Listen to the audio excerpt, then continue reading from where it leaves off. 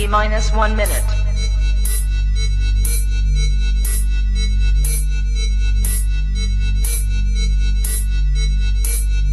T minus 50 seconds.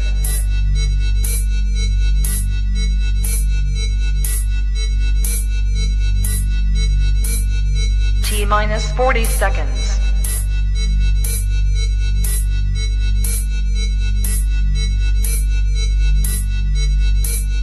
T minus 30 seconds.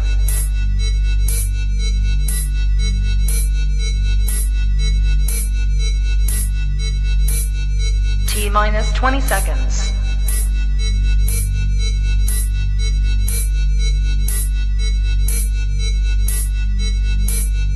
Ten, 9, 8, 7, 6, 5, 4, 3, 2, 1, 0. Can we talk for a minute? Come on and talk to me. That's what I wanna do. Come on and talk to me. Come on and talk to me, baby. Come on, baby.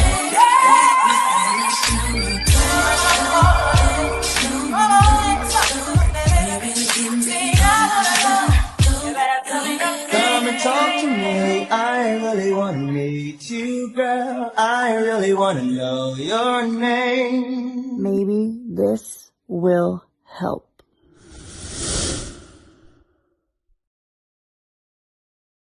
No. The mic was still muted when you was trying to hit that last note. Good. I gotta work. Per on it. usual. Yeah, I could tell. Yeah, I didn't see the confidence in your eyes. I could tell that the note was off. A You little looked a bit. little, yeah. Yeah. Little bit. Ladies and gentlemen, welcome to the month of February. Is it? We're already. Hold on. gotta Welcome check. to the month of February. Welcome to the most melanated month of the year. Come on, brother. Also the shortest month, so we're gonna complain about that later. But this is actually welcome to Maybe This Will Help the Podcast, season 6, episode 5. Yeah. Giving you that relationship talk you can relate to, the good, the bad, the alimony.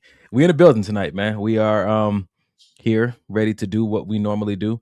And we glad that you are here with us, man. If you know somebody who likes to join, is not on, go ahead, tag them. Send a message to your best friend. Grab a snack, grab a drink. We're going to be here for about 2 hours tonight. And let's really get into it. Ray, he said, looking like money, fellas. Shout out to Big Ray, man. That's one of our we know we have male guests, but Ray is one of our male guests that pretty much every episode we've had this season, Ray has commented, and not just commented with some real life like gems. So shout out to Big Ray in the building. Listen, I refer to Ray as the pending co-host. Facts. Because Ray, you will be getting a message soon. We should I tell everybody what we're doing? Yes, for sure. So the goal for 2026, maybe this will help the podcast. Goal for 2026 is to have a guest the last Sunday of every month.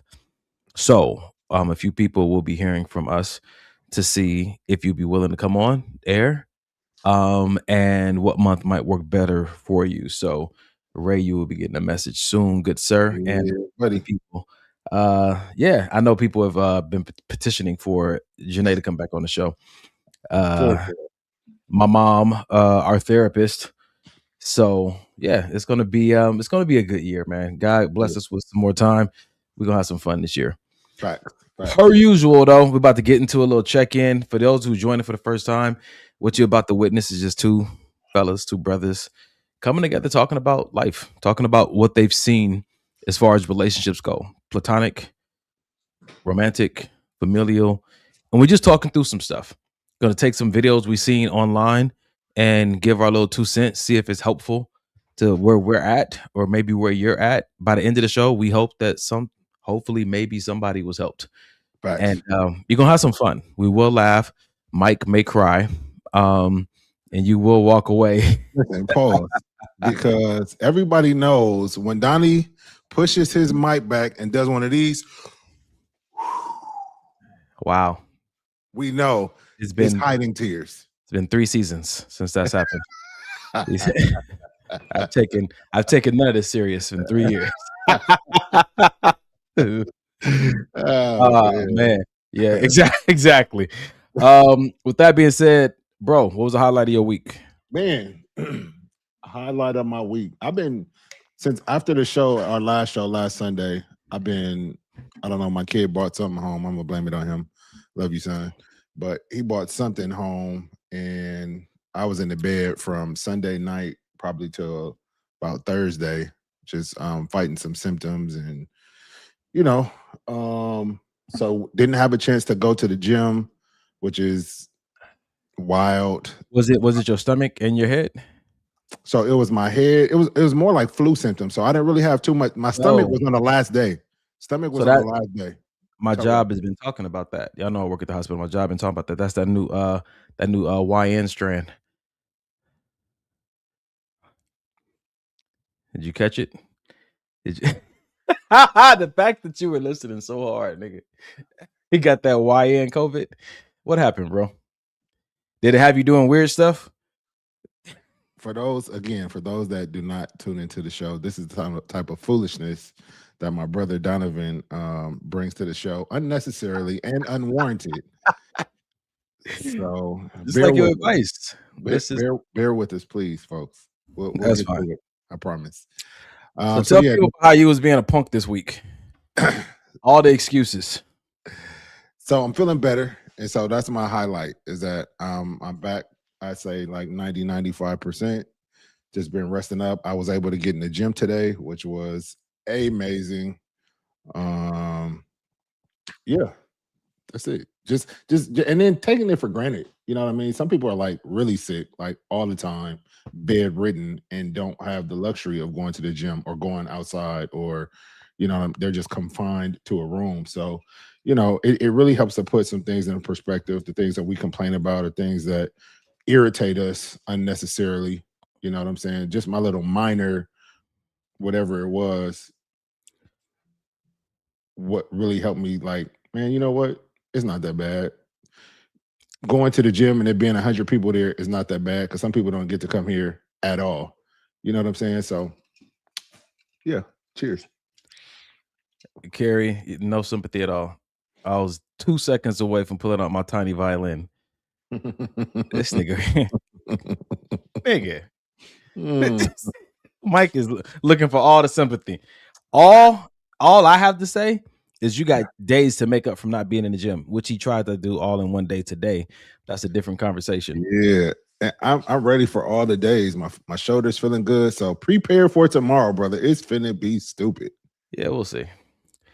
I'm not looking forward to anything until basketball season is over. My expectations are bottom shelf because I know that your family comes first, even before the gym. So all this last game is Tuesday. Last game is Tuesday. Exactly, which is not tomorrow, which I probably won't see you. So before you get my hopes up, like my dad disappointed me enough, man. Don't come in here with that. Golly. Wow.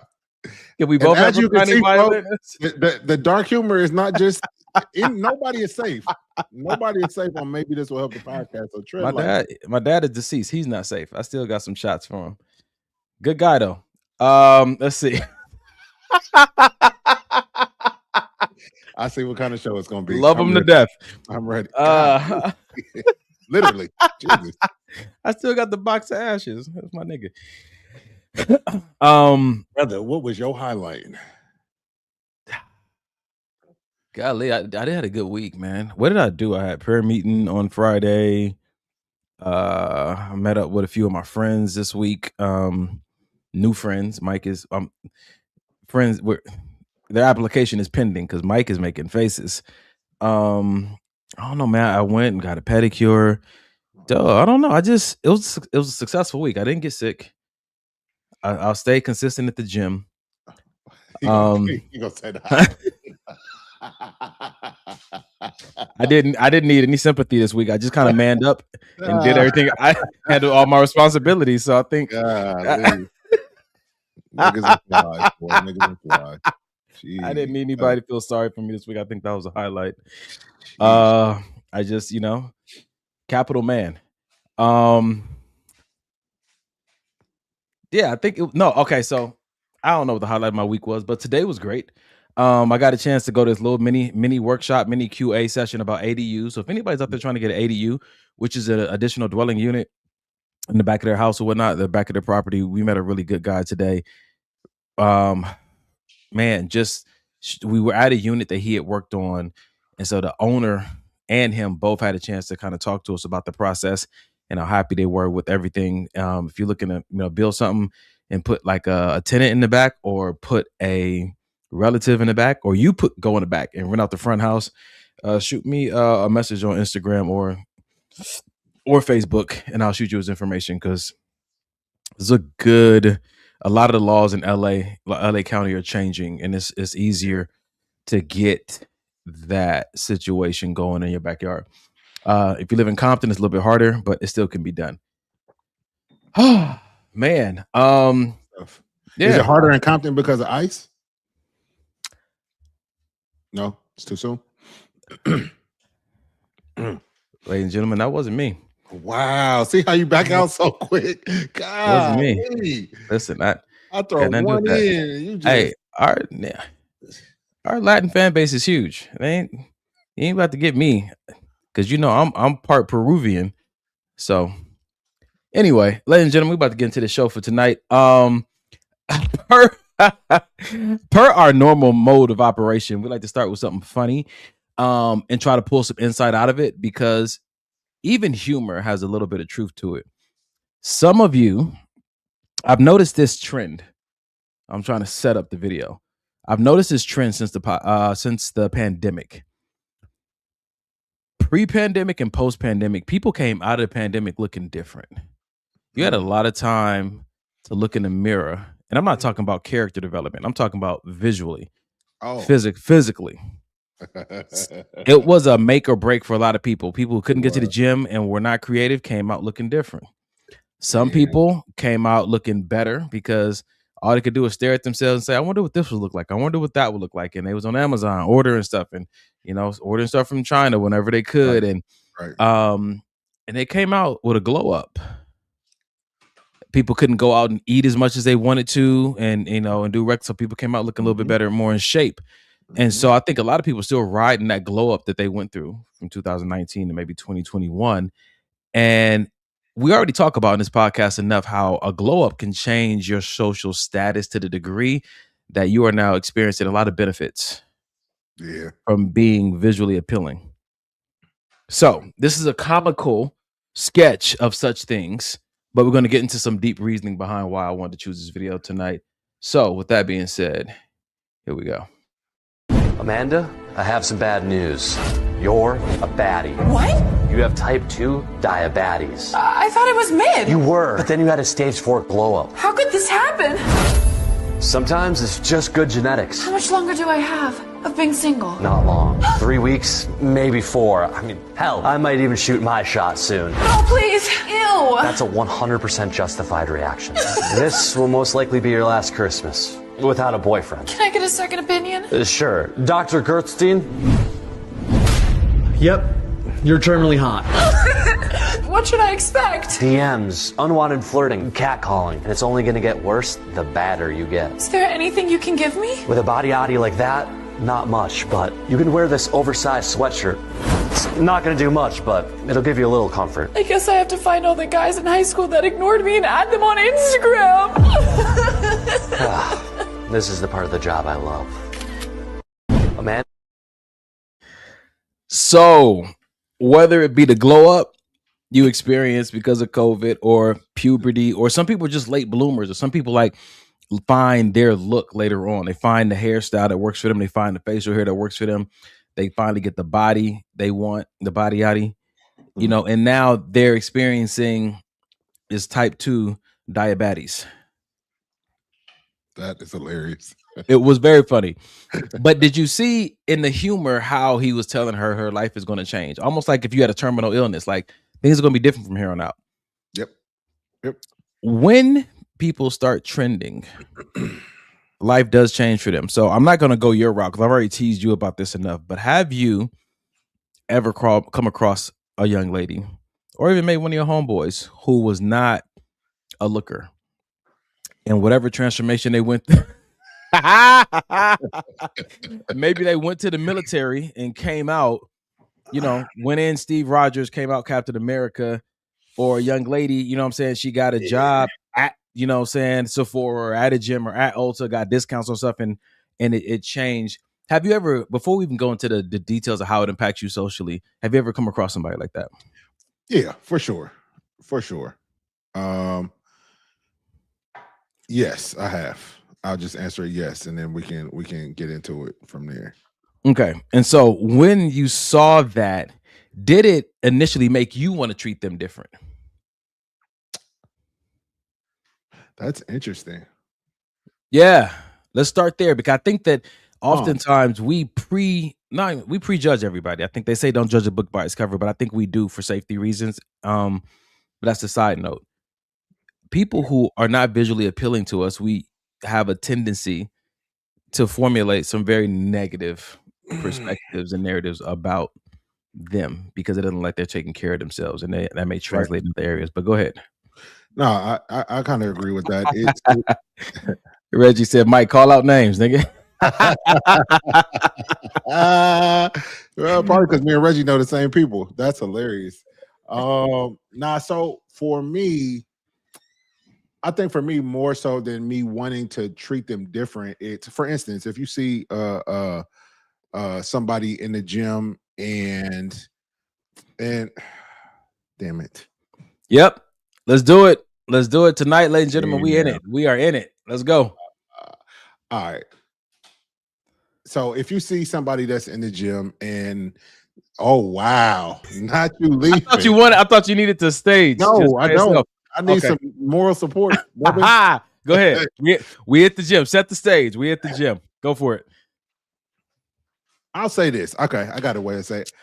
I like to work out for where I'm at in my physical fitness journey. So if I'm overweight, I don't mind working out with, somebody that's more overweight because we're on the same path. We may have the same goals. If I'm more physically fit, I'm going to work out with the gym bros, the guys that's kind of already got it or got something that I'm, looking to get myself as far as a muscle group or something like that. So to answer your question, if I'm in my physical fitness thing and, I got the muscles, I got the abs, or the abs are coming in and the legs are growing, I may not work out with the guy that it's his first day at the gym and he looks like maybe, you know what I mean? He has a longer way to go than I do. Why? And that's based on just looks. Because my first mind is, you're not where I'm at. That's my first mind. Like, you're not lifting what I'm lifting. You're not eating how I'm trying to eat. We may not even have the same goals. You know what I mean? And so your presence in a partnership is going to be non-beneficial. That's what at first glance, that's what I'm thinking. But I've been proven wrong on so many occasions. Just like we saw old boy last Sunday, who was on the with the one machine next to the leg press. Yeah, bro. And he was doing like 1 million plates on each side, and he didn't look like nothing. Okay. No offense to him, but he didn't look like, legs wasn't super big, legs weren't muscular, but he was over there putting in major work that I probably Reggie said you trying to be politically correct, bro. Just say what you want to say, bro. So if you're not, in my mind, what my standards are for being physically fit, I probably won't work out with you. I may not even talk to you because I don't feel like we have nothing to talk about. All right. And with ladies, do you treat unattractive women different? I used to. I'm not gonna hold you. How, Mike? I may not even talk to you. Like, you ever been to a restaurant? Here we go. And the waitress was attractive, and you said, "Give me another one. I don't want her." Is it that deep for you?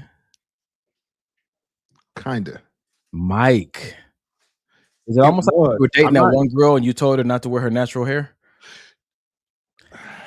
So you tell your brother things in confidence, and somehow they just end right back up.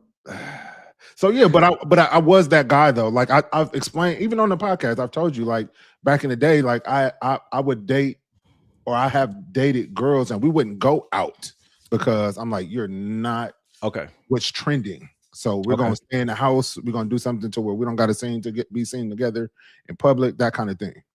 All right. So I ask all these questions and drill you a little bit because I'm thinking about pause. I'm thinking about just different situations, women that I've dated and whatnot, who were cool and they had a glow up. And I know that part of the reason why I didn't press the issue on a pursuit was because I was really not that into them. I couldn't see their potential beauty. And it's crazy because if we're being honest, I saw it on the inside. Yes. But on the outside, it wasn't fully formed to a place where I'm like, I'm happy to see you. I'm happy to experience you, but not necessarily excited to see you. Like my soul rejoiced when you were around. My eyes kind of went dim.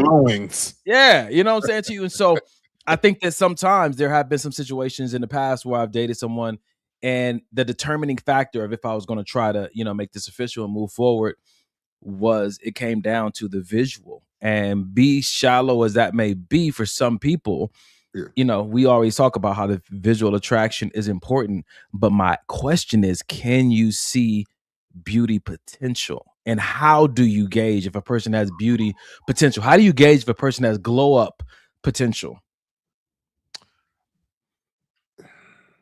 So, one, I don't think that that's shallow.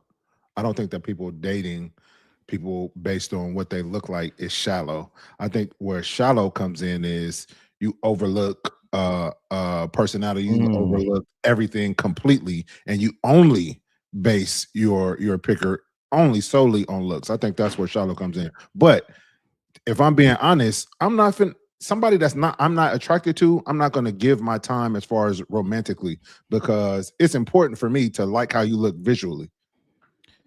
Okay. You know what I'm saying? On the flip side of that, the glow up, as far as the glow up goes, can I use so Janae, when we first met, was how much? 240.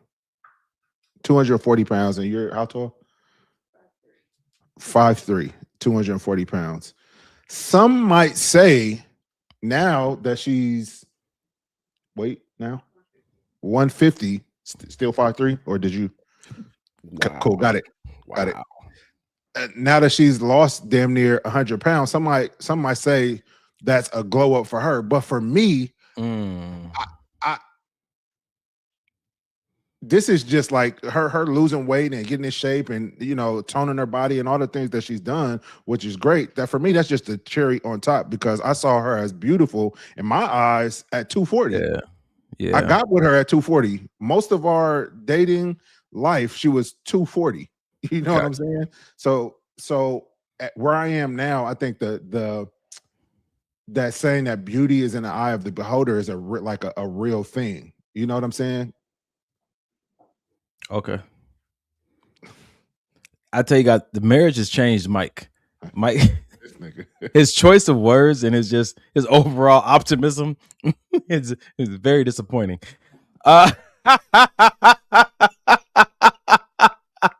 We don't come to you for whatever that was. No one's You're not that guy. No one's looking for you unless you decide to, try to become governor of Gardena. You got that role sewed up. Okay, I'll play my position then. So I asked this question because I'm thinking about specific people and how to gauge if there's potential for a glow up before you kind of just let this person go and be like, nah, I can't do it, because visual attraction is of importance. So check this out. Rashonda said, were you not into them because they weren't trending or because you weren't attracted to them? Now, that's a good question, because if you notice that sometimes a person can be into you personally, visually, how you look, but because you're not trending in the culture, they don't feel confidence having you on their arm, because other people ain't going to really say, oh, yeah, that's a baddie right there, even though you may feel that way in your heart because you got a very particular taste, right? You're not everybody's cup of tea, is what they say. But Right. some people have I'm an acquired taste. Some people acquire your taste, but then they lack the confidence to choose you because they know in public you're an acquired taste. Not everybody's going to see you that way. And so now they feel like maybe my social, status may come down because I'm not with a woman that's visually beautiful, trending. Yep. Yep. No, it's true. And uh, uh, you gotta date based on what you know that you'll be okay with if that dating turns into marriage. Can I see myself waking up and looking at this face, nothing else, this face or this body type for the rest of my life? Is it gonna Yo, turn me on? Am I gonna be able to perform in the bedroom? Like, am I gonna be able to be that guy for my wife if she keeps this same face and the same body type for the rest of our lives? If the answer is no, so check this out, bro. This is interesting because one of my friends told me their mom told them never get into a relationship or marry someone who you don't enjoy looking at while they sleep. So if you take away the creepy component, what you're looking at is this person not putting forth any effort to make themselves attractive to you. And if that's not something that you feel comfortable looking at, then you might want to rethink any further commitment. that's so crazy, bro, because it when you're as you're saying that, it makes me think of the flip side, right? So the guy does all these things to get the girl that all the guys want, and she's beautiful, got a banging Mhm. body, all of this other stuff, and then he get her, and then he becomes super jealous. I don't want nobody looking at you. No, you can't go nowhere no more. So I think on both sides of the spectrum, it's like a damned if you are, damned if you aren't. You know what I mean? Because if you do have that pretty privilege and you're all the way over here in your relationship, sometimes your man or your woman, they become very, very possessive and very Yeah. overbearing because of the way you look. And if you're not, don't have that pretty privilege, and you may be what's not trending right now, then you got the guy that don't want to, or the woman that don't want to be seen out with you in public and don't want to go nowhere really with you. So it's weird, bro. It's weird. You can't look too good and you can't be too unattractive.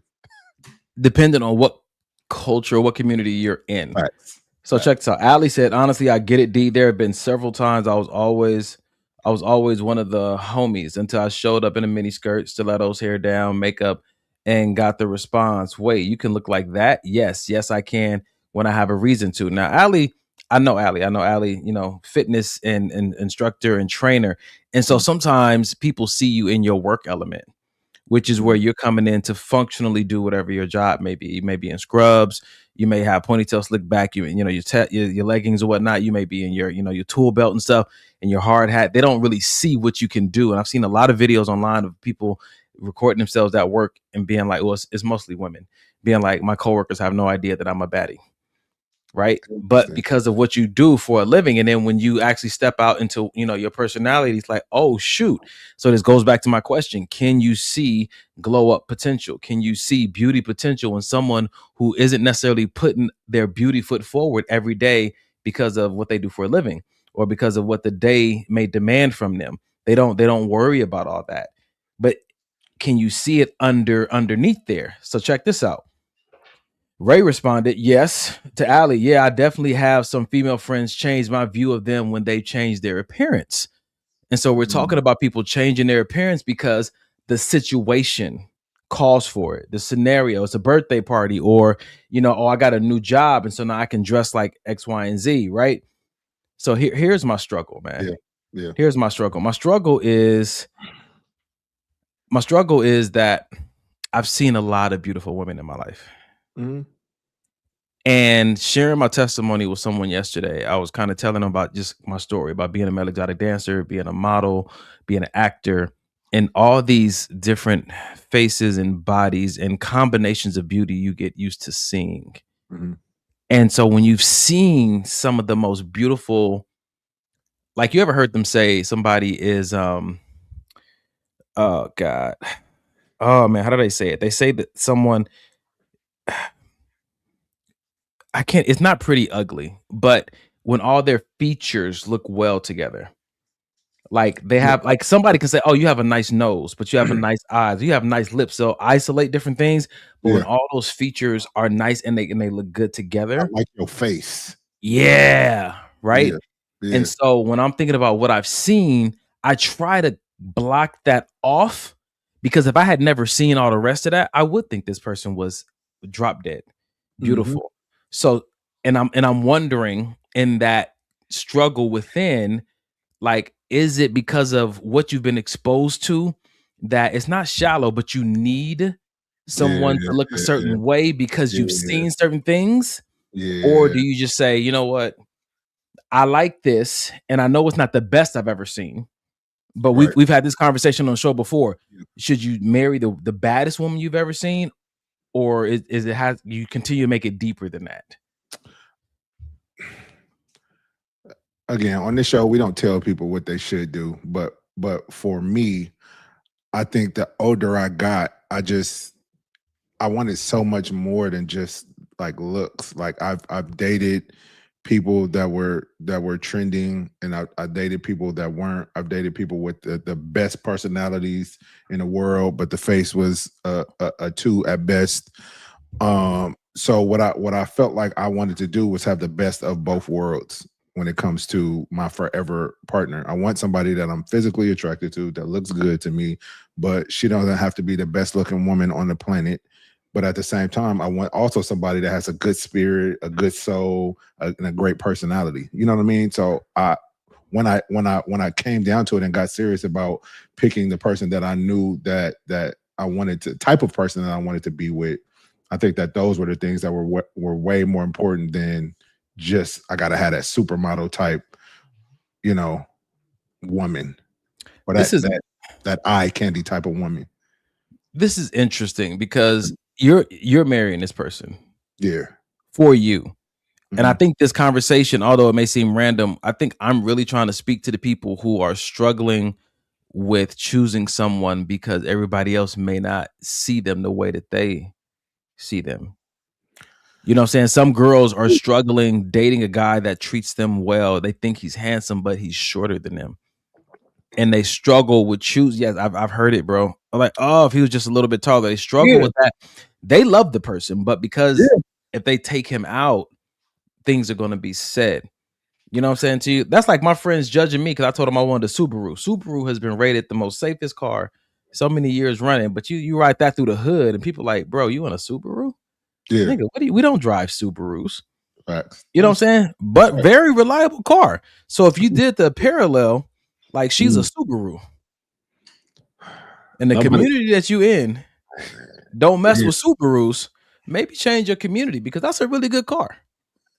Hey, I'm all for changing your community, that mindset, 1,000%, 1,000%. Because like I keep saying, at the end of the day, this is the person you got to be with. They don't got to. The hood don't got to. Y'all don't got to drive in my car. Y'all don't got to ride in my car. Y'all don't even got to look my way when I'm coming down the block. This is my shit. This is what I'm comfortable with. And I think that that is true, but there is truth to be said about how your partner can impact your opportunities. And I think, that's great because I agree, because it's like, if I'm a super business tycoon type of guy and I got to go to these board meetings and meet $billion like hedge fund type guys and mingle and do all of these things, but my wife, she never does her hair, or the way she dresses is like very homely. You know what I mean? I think in those type of situations, bro, I think you sit down and have an honest conversation with your woman, like, hey, I think you look beautiful, but we're going out, we're stepping out, and we got to look a certain way to get this certain type of clientele. You know what I mean? And I feel like that's a rough conversation. It is. It is. It's very difficult. But if this is what you want to do, you know what I mean, and your calling is to be in these types of rooms, and what it's going to take to get to the places you want to get, but you also love this woman and you see all of her value to your life, it may be a conversation that needs to be had. Do you love her enough to leave her at home?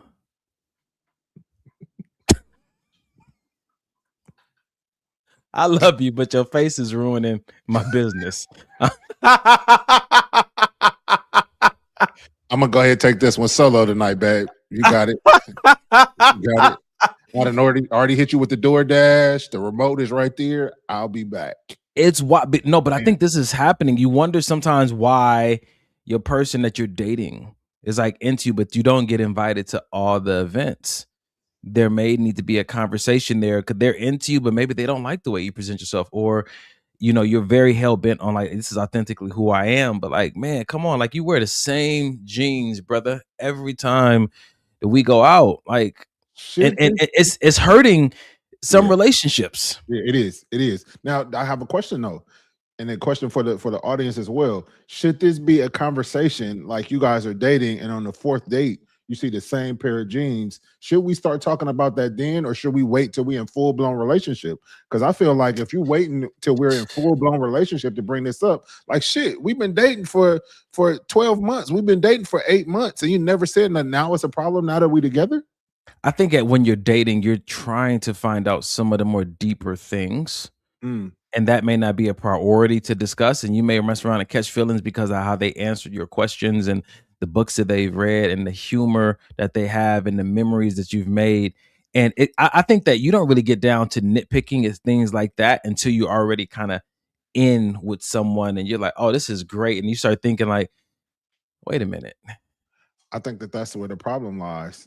Honestly, if I'm being honest, I think that's where the problem lies. I think the stuff that we're calling nitpicking is has potential to be very important. Like I said, you know what your calling is. Are we dating because are we dating based on your calling and where you feel like God is sending you, or are we just dating just to be out here and dating? Because I know if I know I'm gonna have to be in these boardrooms, and I know that whoever I'm with is gonna have to be just as on point as I am, whether it's fitness, whether it's the way we dress, whether it's how Yeah. we present ourselves to the world.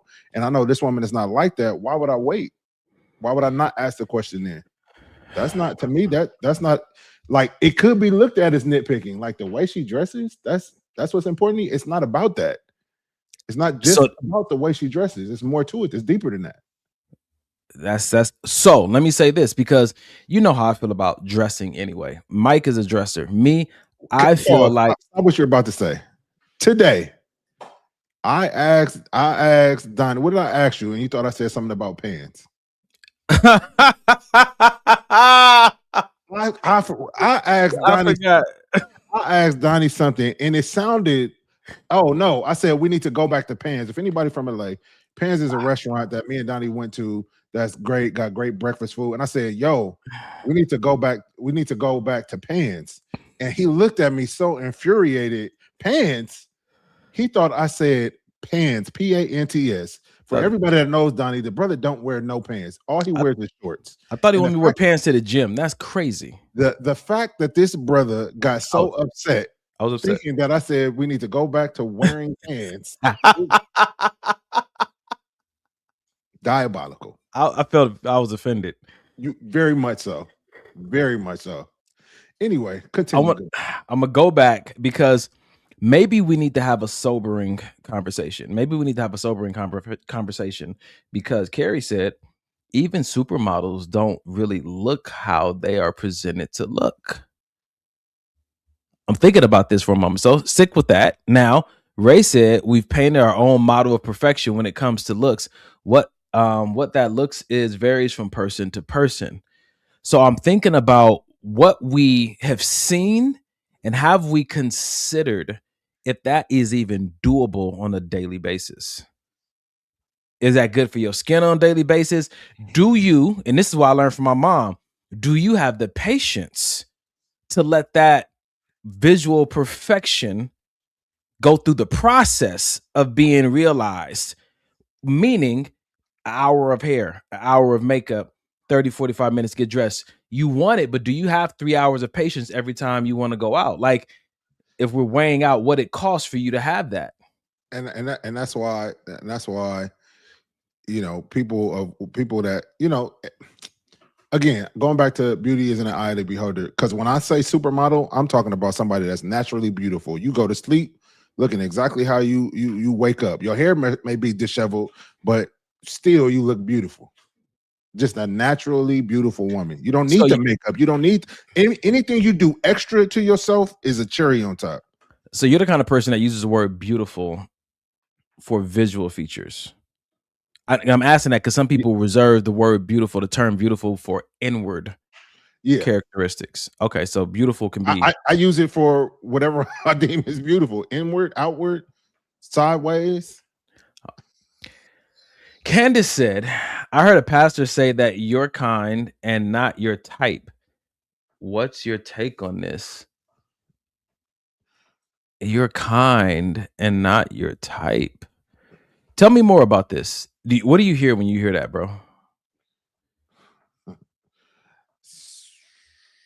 You're kind and not your type. That's interesting. Yeah, when I honestly, when I hear kind, I think of a group of people that mesh better with you, whether that be with your personality, whether that be, you know, you're tall, so you hang out with all tall people, whether it be you're dark skinned, so you're with all dark skinned people. You know what I mean? That's what I hear when I hear kind, as opposed to type. It may be, yeah, I'm this way, but I like something completely opposite, and that's my type. So yeah, Candace was saying, sorry to date your kind and not your type. Yeah. I figured that is interesting, bro. Yeah. That's an interesting concept within itself, because I think that is where you are. It sounds like where you are intentionally prioritizing who meshes well with you versus who just looks good to you. And this goes back to something I've told my nephews time and time again, that pretty people are nice for looking at. You don't date them, you don't pursue them until you see something in them worth that. You don't necessarily need to engage in pretty things. You can just look at them. And when you say, oh, I want a woman that looks like this, or a man that looks like this, and we've seen this a lot on social media, it's good to ask why. Why does she need to have light eyes? Why does he need to be 6 feet? Why does she need to be curvy? Why does he need to be in shape? You know what I'm saying? Why does she need to be so submissive? Why does he need to make so much money? And I think Mike is good for asking people that why question, because if your reason is because society says that's what a man should be or a woman should be, that's what's going to make me happy. I wonder how much self-awareness that answer is deriving from. Have you really looked within yourself to know what it's going to take for you to have the kind of life that you want and the kind of partner that can help you, bring that to pass? Yeah, man. Good. I just want to say, it's the month of February. Some people call it the month of love. And I saw my guy ask Allie where she was from or where she at, and I saw the response. You know what I'm saying? So I don't know if we need to do maybe this will help Valentine's edition, and people just, you know what I mean, get on here. Listen, maybe this will help is bringing people together. That's all I'm saying. No, we're not. All right. Last week, Mike was trying to hook Allie up with a whole different viewer. Listen. And one more guy, and it's going to feel like pimping. That's all I'm saying. Just like, it's my friend, so be careful with my friend. Because golly, can they have a conversation in the chat? Yes, they can. I'm gonna point it out. Hello. All right. So going back to our original question, Pookie said, I'm definitely gonna say something.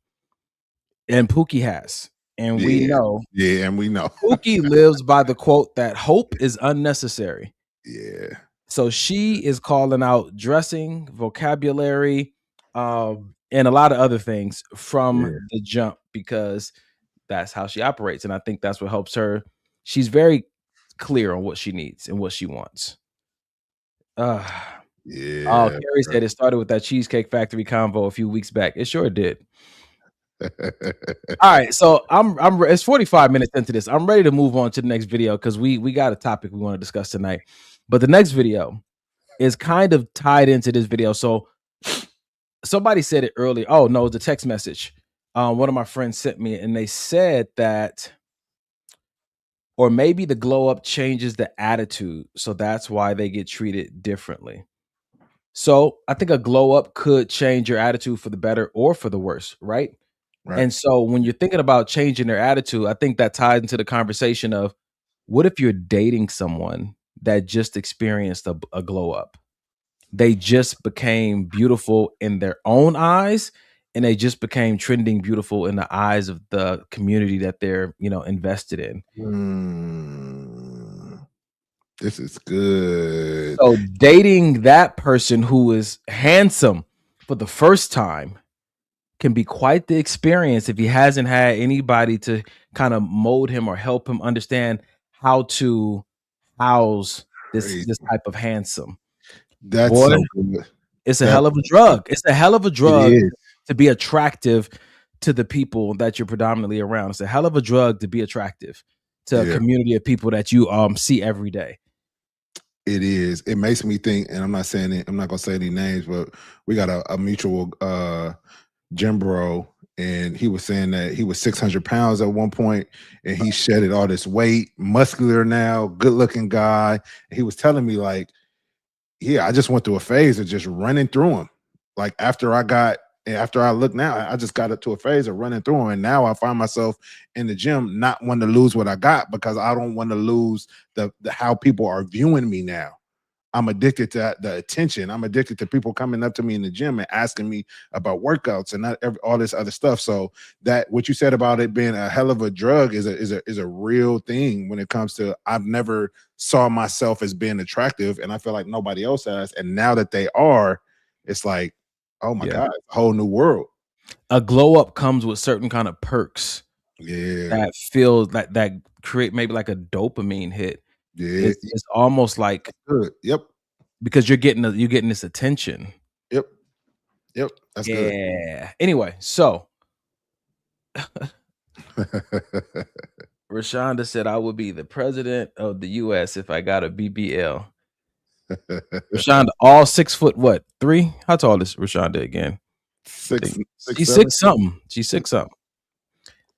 Oh Jesus. Ali said, Carrie Webb, yes, and my birthday is next Saturday. Ready for my free slice of cheesecake at the Cheesecake Factory. Normally, they are in the chat going for it, man. Let me play this video. Check this out. Today we have 2026 strict dating rules for guys. And violation of any of these rules is grounds for immediate termination. We're not playing around this year, guys. We're all down to business. Rule number 1, has a bad day more than 25% of the year. You're gone. What are you sad all the time for? Rule number 2, Miami, Nashville, Mexico trip without you. Safe travels, you're gone. Rule number 3, out on any body of water when she doesn't own a boat. Bon voyage, because whose boat are you on?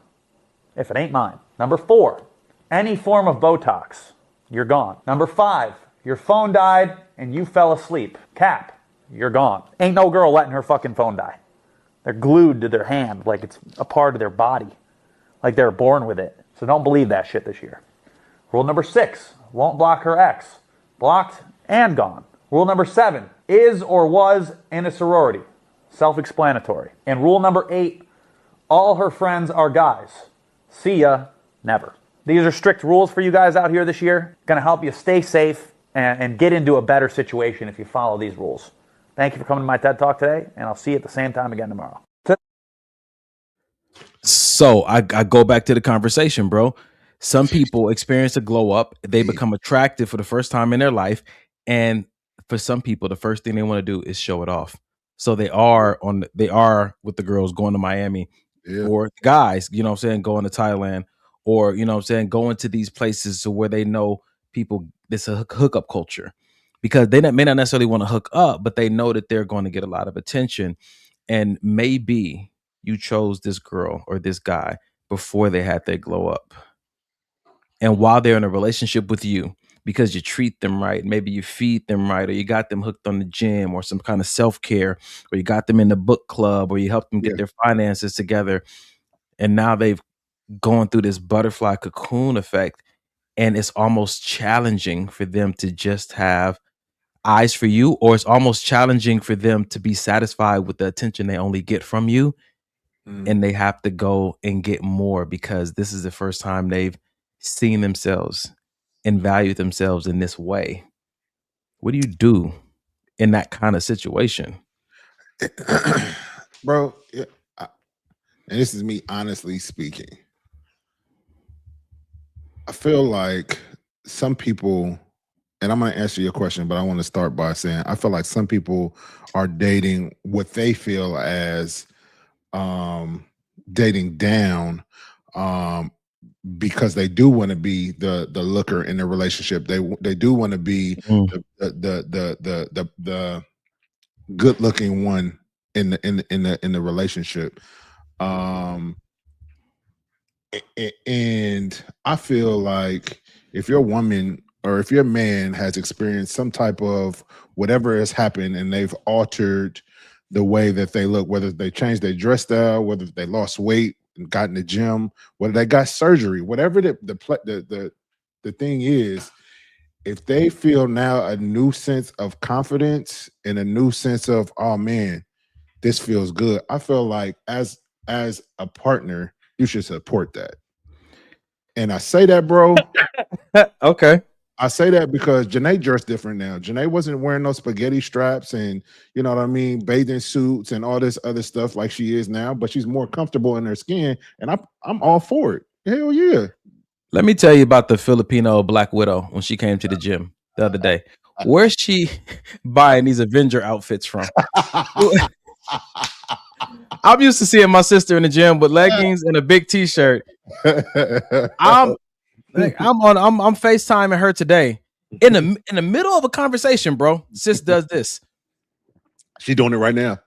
She just in the middle of a conversation, like, sis, why? I love it, bro.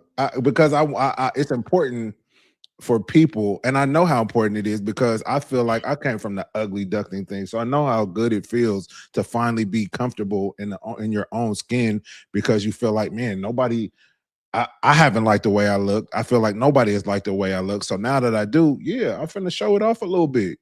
So, okay, how far should a partner go in supporting? You said they should go in supporting. Mm-hmm. How far do they go in supporting? As far as they want to go, even if that support pushes a person out of the relationship? You just supported me into another nigga's arms. Thank you. Because it's where you want to be now. If I am no longer enough for you after you've had your glow up, I love you. I'm gonna support you right into the area that you feel like is for you. Because if I try to keep you here, you're gonna resent me. So yes, I would honestly say yes. And I feel like that's information. That's great information because I don't want it to be now we got a kid, now we married, now we got a house, now we got all these things together. And now I find out you cheating because you didn't want to be here 6 years ago when you first lost all the weight and got the BBL and did all the things you wanted to be out. And I saw it, but I decided to just, that you look great. Yeah, go to Miami. Oh, you got a new friend at work and he's a male and you guys are going on a business trip. Oh yeah, go. I'm out. You lying, my nigga. So somewhere you didn't have a real solid conversation either. You started feeling something a long time ago. I think these conversations are necessary because if you do have a glow up and you have the urge to have a season of attention, you have a season of seeking attention, regardless if you think it's right or wrong, if it comes up inside of you and you're in a relationship and you want more attention than your partner is giving you, a conversation is warranted. Because I think that a lot of times when you're talking about people being, infidelity or cheating or stepping out, I think that sometimes it is that maybe they didn't necessarily have a glow up, but somebody outside of their partnership saw no one else has seen them before. So maybe they didn't have a glow up, but somebody saw them in a way that no one's seen them before. And that felt like a glow up. It still gave you the same dopamine hit. It still made you say, oh, shoot, I didn't know that someone like me could get that kind of attention. Bro, and I'm glad that we're going down this path because you hit the nail on the head, man. And it's as simple as, your wife or your girl going to work and the guy that she sits next to, oh, you changed your hair color? Meanwhile, you live with the woman and you ain't said nothing. Her chair been changed for a week. And now that one seed that he planted, now she paying attention to a nigga she never seen before, even though she been, you know what I'm saying? But it's a real thing, bro. I'm not talking in my huddles no more because that's me. I work with 99% women, bro. I told them I'm gonna tell HR because they treat me like the brother they never wanted. But I am, me, I'm already an attentive person. I see details. That's the photographer in me. So I'm like, oh, I haven't seen that hairstyle before. Oh, you changed your hair color. Oh, look at you today. You glowing. What you got going on?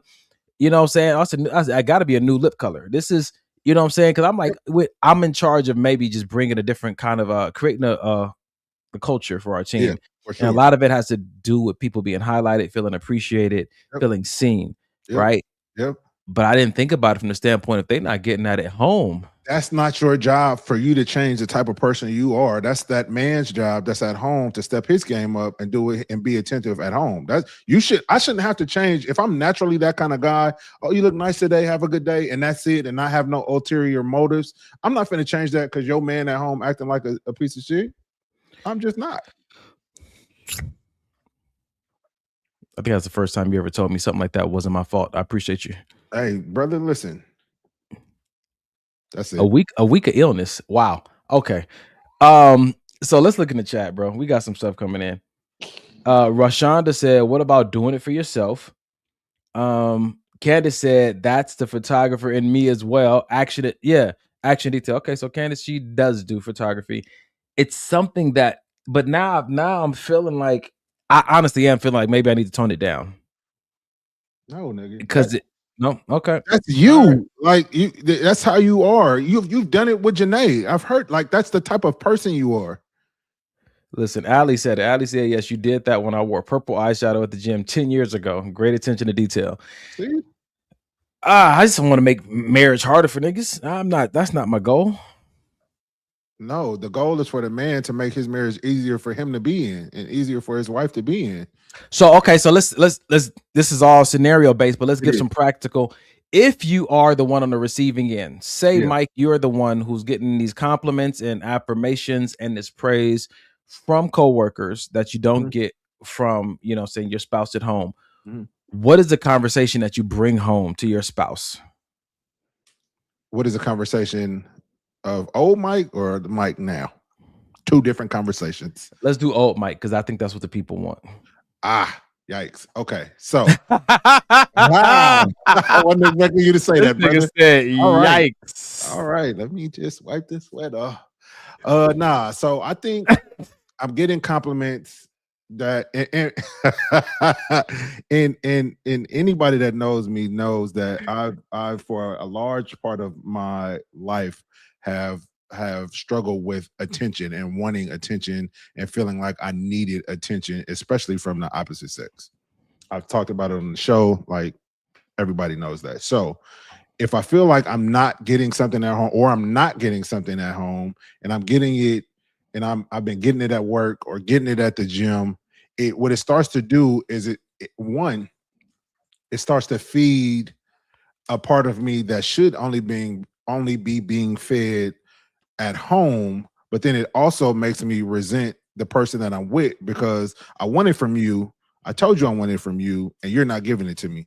You know what I mean? So what it does is for me as a man, when I built up a certain wall to not let outside influences from women affect me and affect my relationship, it used to just chip away at that wall.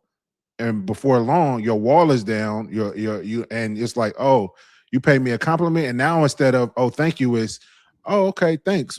So what you got going on after the gym? Or it's oh, you look good too. Now because now the wall is down, all bets is off. Like my woman not gonna tell me, hey, you got a nice haircut. You know what I'm saying? And I'm not saying that this is the right thing to do, and I'm not, but we being honest. So what's the conversation with your person back home?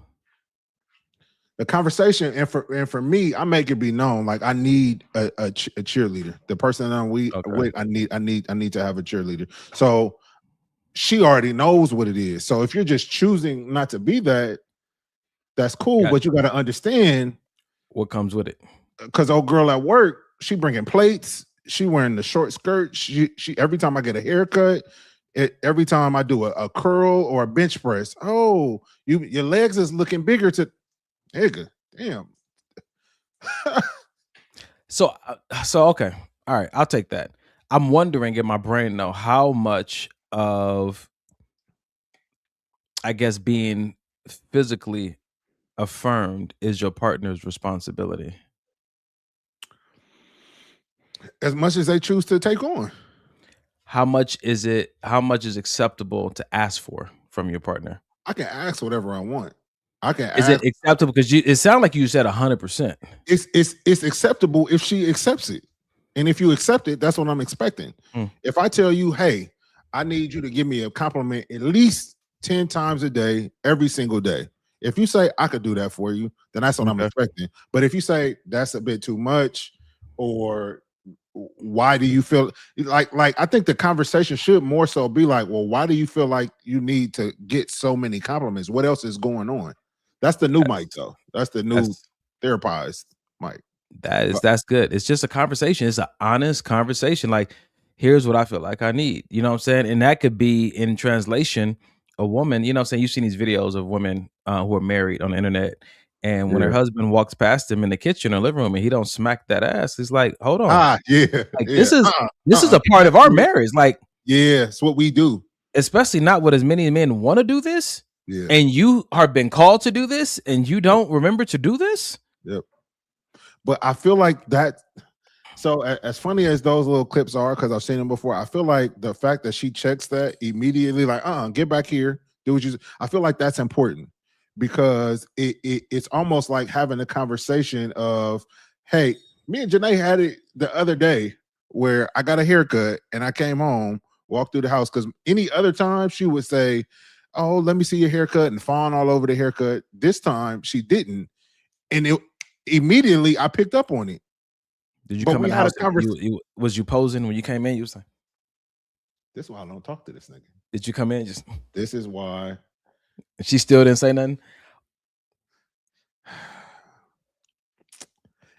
Conversations with your partner are important. Why didn't she do it?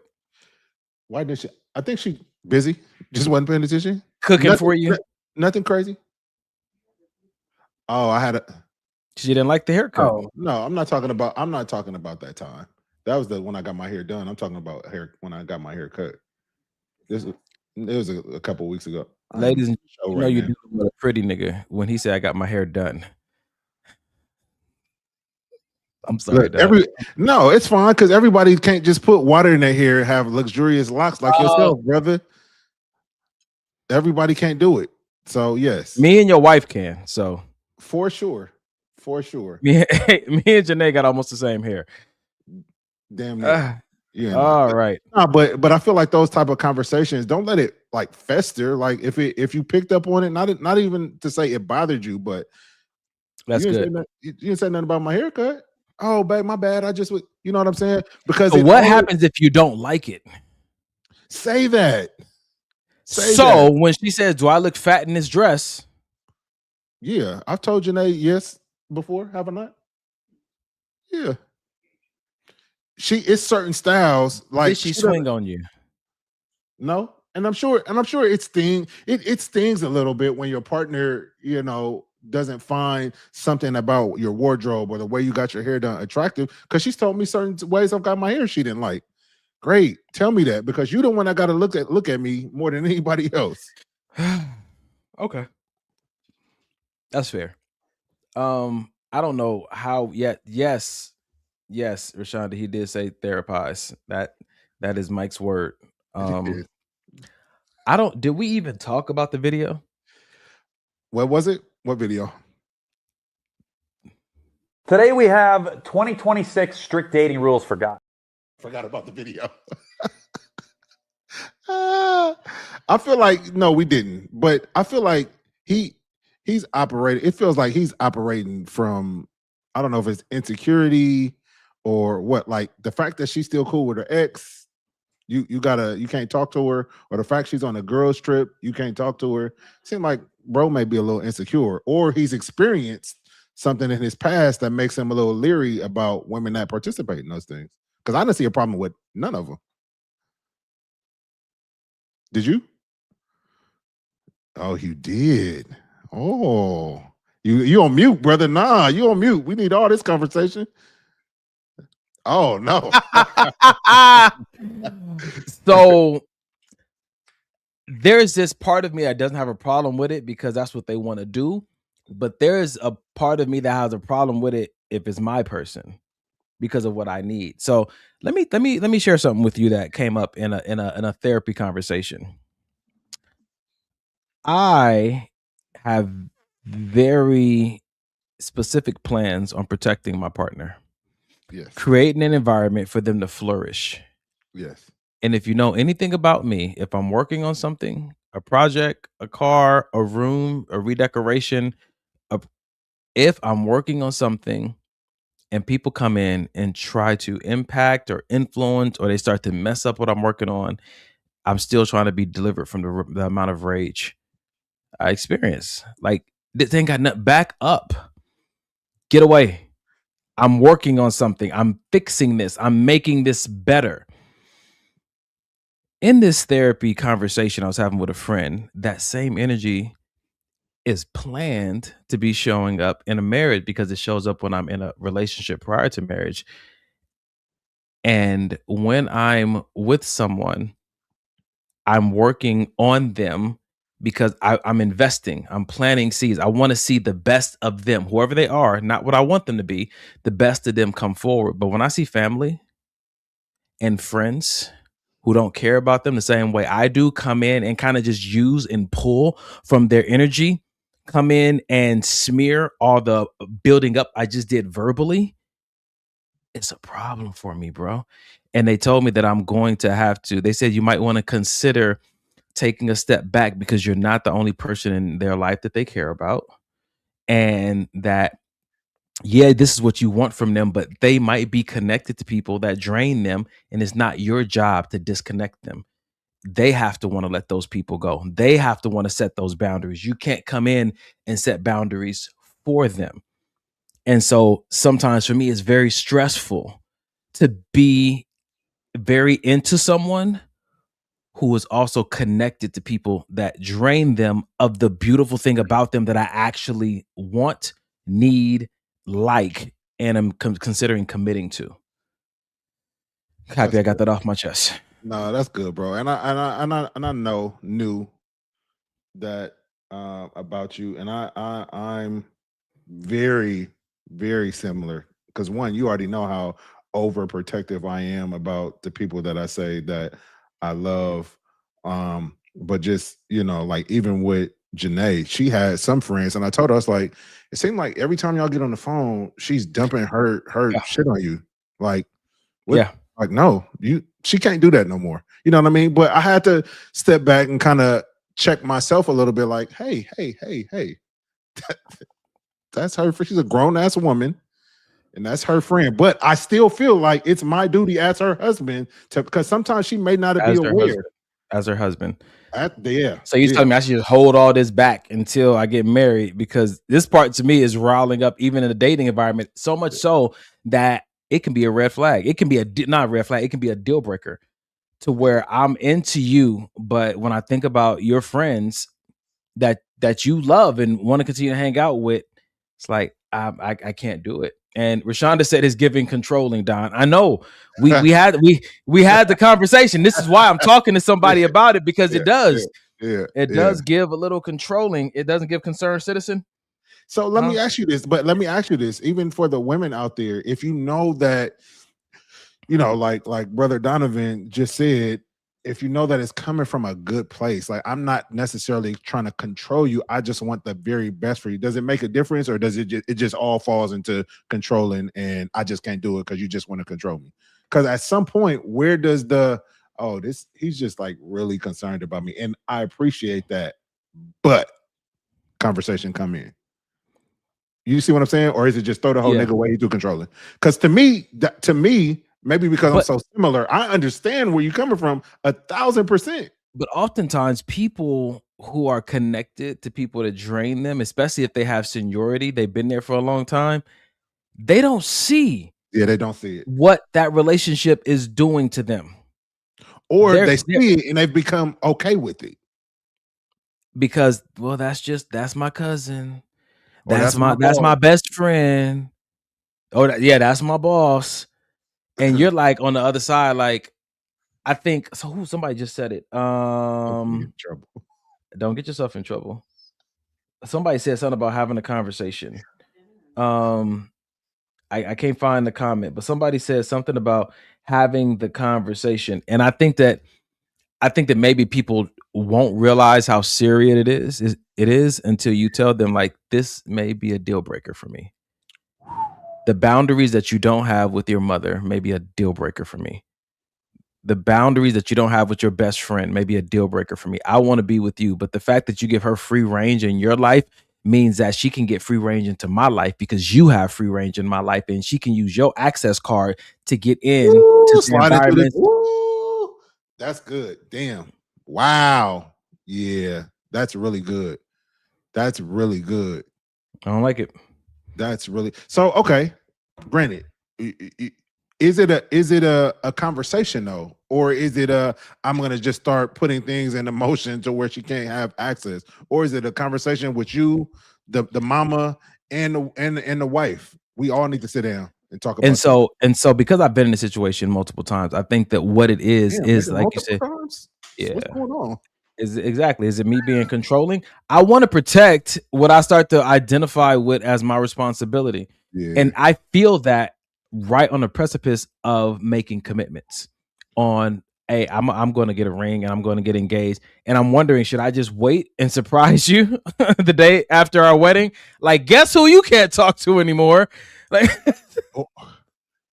so I like, but you said it. You said who is it you that's saying that you need to do these things, or is it her saying that she wants you to do these things? so listen, it's me saying it, right? Mhm.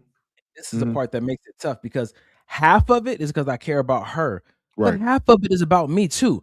Because if this is a well that I drink water from, I want the well to be okay for the well's sake, but I also want the well to be okay because I am dependent on getting clean water from this well. And so, for instance, if you have these unhealthy or toxic relationships, maybe with friends or coworkers or a job you don't need to be at, or a family member that keeps playing with you, and when I come home and I'm going to come home to this loving wife and we just bond and have fun, but 4 days out of the week you can't because you've talked to that person or they want to come by, that's impacting it starts to impact my sense of, okay, I can depend on this here. And when I can't depend on this here, now I'm fighting off, well, where can I get it from because I need it? And that can start to fuel maybe a stepping out. But instead of doing that, have the conversation like, babe, like this is the fourth time this week that I've come home and just wanted to spend some good, loving time with you, and you got to vent. Yeah. Like, and this has been the 6th month in a row. Like, what are we doing about this? Because now I'm feeling like this relationship is broken in this arena that I really need. I need fun. I need to have some, I need to come home to some kind of peace, right? And so he said that in the beginning of his video. Yeah. If she has a bad day, majority of the time, what can you really depend on her for? Not no fault to her, but to you, knowing what you need, like, oh, I yikes. Like, you're a beautiful person sometimes, but because you have the friends that you have and the job that you have, that's not your norm. That's just, Yeah, I like what AJ said. She said that's robbing precious time. Bruh. Yeah. Yep. So Rashonda said, differentiate yourself from your partner. Do you understand what she's trying to say by that? No, please explain. Explain that, because I don't want to assume what you're trying to say. So differentiate yourself from your partner. All right. Candace said, I completely understand because it can spill over into the relationship and affect it if they're coming home with the issues. Now it's coming into the household. But it goes back to what I said earlier. If you're with someone and you love this person, and like for me, this is evidence that I am like heavily considering commitment, that I start to feel this way. But I know it's not my place yet, but I feel it. So it's like I said, you're giving this person almost unlimited access to you, but what else comes in with their access is whatever they're connected to. Yeah, I hear you. I think it's something. So many people think that you gotta be able to tell your husband everything. You have to be able to tell your wife everything, and your wife should be able to just dump on you whenever she wants to, and your husband should be able to just dump on you whenever he wants to. But I've actually told Janae, don't tell me about these people at work no more. Just don't tell me about them. I don't. How do you identify when, because it's almost like your partner depends on you to be that kind of sounding board or dumping station. Mhm. How do you know when it's like, no, this is, don't do it with me, or you saying you don't you need to change your situation because this is not healthy at all? So in that situation, I think it was more of a don't do it with me because I'm gonna have to go up there and talk to somebody. Kind of like what you were saying. When I see like the woman that I love coming home bothered, upset, stressed Yeah. out, maybe even sad or feeling less than, now I have a problem. So if you're gonna choose to stay in this environment, I'm not saying don't leave. I may suggest maybe that you should, but if you're choosing to stay, I can't keep hearing about this because it's like you're tying my hands Yeah. and I can't, protect you, but you're choosing to stay in a place where I think that you're not being protected. So, you have other confidants and other friends that maybe that That's you can, rough. yeah, it is. You are dependent on me to protect you, but you continue to stay in a position, in a place where I can't protect you, or you won't. The solution that I have to protect you, you Mhm. won't implement, or Yeah. there's a reason why you can't. So check this out. Right. Rashonda Yeah, said, exactly. differentiate yourself from your partner, which means not depending on them for your happiness. She's not your source. Listen, I hear you. At the same time, there's reasons that I got married. Yeah. And so whatever those reasons are, maybe they showed up in the vows, maybe they showed up in commitments we made to each other. Yeah. I think there is a very healthy interdependency a husband and a wife have Oh on each yeah. other under the guise of we become one flesh. I'm dying to self to become one with you. So whatever you're bringing in is affecting me, and whatever I'm bringing in is affecting you. It goes back to that post we had up here a few weeks ago. It said, imagine you switched bodies with the person you cared about the most in the world for 1 year. What would you feed that body? What would how much rest would you give it? What would you expose it to? What would you shield it from if you knew you would have to give that body back to them at the beginning of the next year? When you look at marriage through that lens, you start to recognize that, oh, this little porn won't hurt, or oh, Yeah. this little conversation, in rage won't hurt, or this little lack of discipline won't hurt. But when you recognize that that body is just something that belongs now to your spouse, you share that with your spouse. That's really You good, bro. Now you're starting to look at, oh shoot, my nervous system is now really my partner's nervous system because we're meshed together in marriage. So what bothers me bothers them. And the places where I used to put off, like, it's okay, it's okay, it's okay, I can deal with it, I'm strong. Are Mhm. you also now saying that your partner has to carry that weight because you've been brought up to think that strong is the answer to anything that's heavy, or anything that's pushing against your boundaries, or anything that's um that you don't really want to confront? You just, oh, I can handle it. Yeah. Like when I look at it through that lens, I start to recognize like I got married for a reason. That's a And fact, so bro. there's certain things that I I'm I think I should have a healthy expectation of, and be able to talk to your partner about, yeah, this is not working for our marriage. Right. I was gonna say She if said, there's look, Rashada said, but you ain't married, sir. And this is partly why. Uh, so I think the conversation is great to have, even in dating. Like the conversation that you're having is great to have with if you're dating someone. I think the implementation of what you want is what I feel like Rashonda is saying should be, maybe wait until that you guys do make those vows. So now she's aware. Okay, when we do get married, I know how Don is, and I'm cool with it. Now we can just go into the marriage smoothly because we've already had that conversation. So after the conversation, the therapy conversation I had, which goes back to what Rashonda was saying, or what you're saying, the reason I'm having this conversation is because I'm very aware of what Yeah. what you guys are saying, and I think that the evidence that I'm aware and want to find the most healthy way forward is by having talks with professionals, or talks with sounding boards who can respectfully give their Yeah. view on things, so I can see where I might be out of pocket, or might be operating or try to operate too soon, which means that conversation ended with, Don, it's not the time to implement, but it is the time to have the conversation, because people want to know what they're getting into. Yeah. It's just, it says, it goes back to the conversation of, when you get married, who comes first? The children, your wife, or your mother? Yeah. Those are conversations Yeah. that people have, and this conversation kind of bleeds into that, right? So Yep. when we get married, you know what I'm saying to you? So Damn. Where do I stand in relationship to your boss, your Yeah. father, you know what I'm saying, your children, your best friend? It's good to know. I'm not saying that you got to be number one, but it's good to know where you stand ahead of time so that you can appropriately adjust your expectations. That's facts. I would hate to come into a household where I'm thinking like I'm number one, but it's 6 other people in front of me. Yeah, and if you know you're number 6 and you're okay with that, then everything flows smoothly. But the reason I say these conversations are important because resentment is real. If you don't talk about it, what you got? She's always watching, brother. Your mama, when I get married, you are not number one. You know this. We've already had this conversation. We'll talk, man. We'll talk. Listen, you two Sagittarius can talk all you want. Gee whiz. Listen, Rashana said, God first. Oh shoot, God first, spouse, and then children. I mean, that's your equation. Why she here talk about? Yes, I am. I love it. I'm gonna get her married, and she's gonna forget all about me. So I'm not worried about it. So, ladies and gentlemen, this is a good conversation we're having. But I want to take you to the topic of tonight's show. The topic of tonight's show is too attractive to be platonic.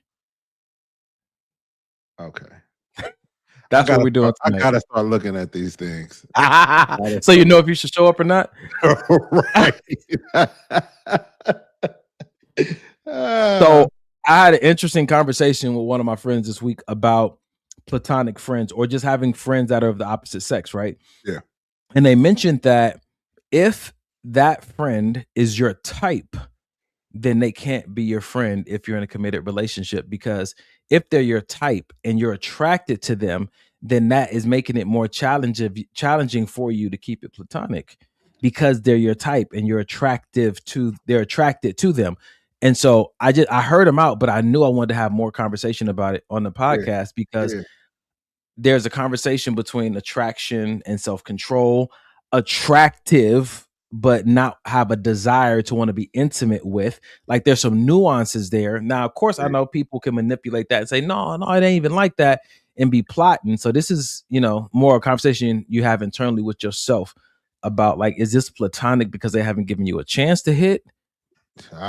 Shit. Or is this platonic because playing the long game?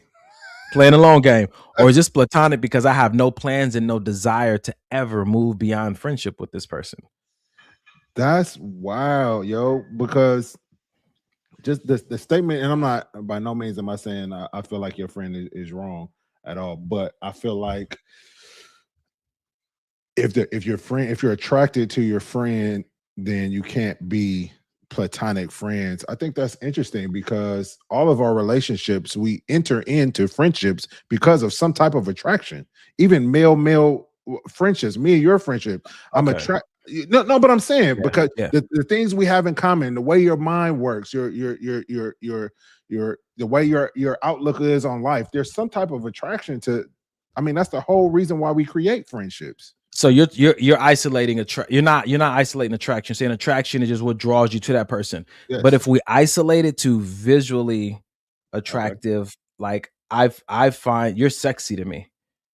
Damn. Should you have a friend of the opposite sex that you find sexy if you're in a committed relationship or a marriage? I feel like if you can't, you got to know thyself. If you feel like you can do that, sure, why not? If y'all been, if this, when the niggas start stuttering. No, but I have a friend whom I call sister, who guys think is the most drop dead gorgeous type of woman. Always, you know what I'm saying? And people assume that we've done something about, but never. It's Denim's godmother. Never. We've never done anything. Never. We've been alone together. We've been seen her together. I don't know if you've seen Lauren.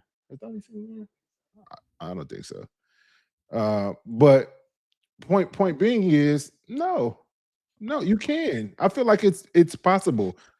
Let me say this. So when she and I were having this conversation, I had to agree to a certain degree because I was like, if I'm in a committed relationship, right, or in a marriage, and I have a female friend that I find sexy, I do believe that does create another area of enhanced self-discipline I'm going to have to operate in, because because I find them sexy. That's different from, oh, you pretty. Yeah, I got a pretty friend. Like I would love to introduce you to. Okay. It's more Yeah. personal.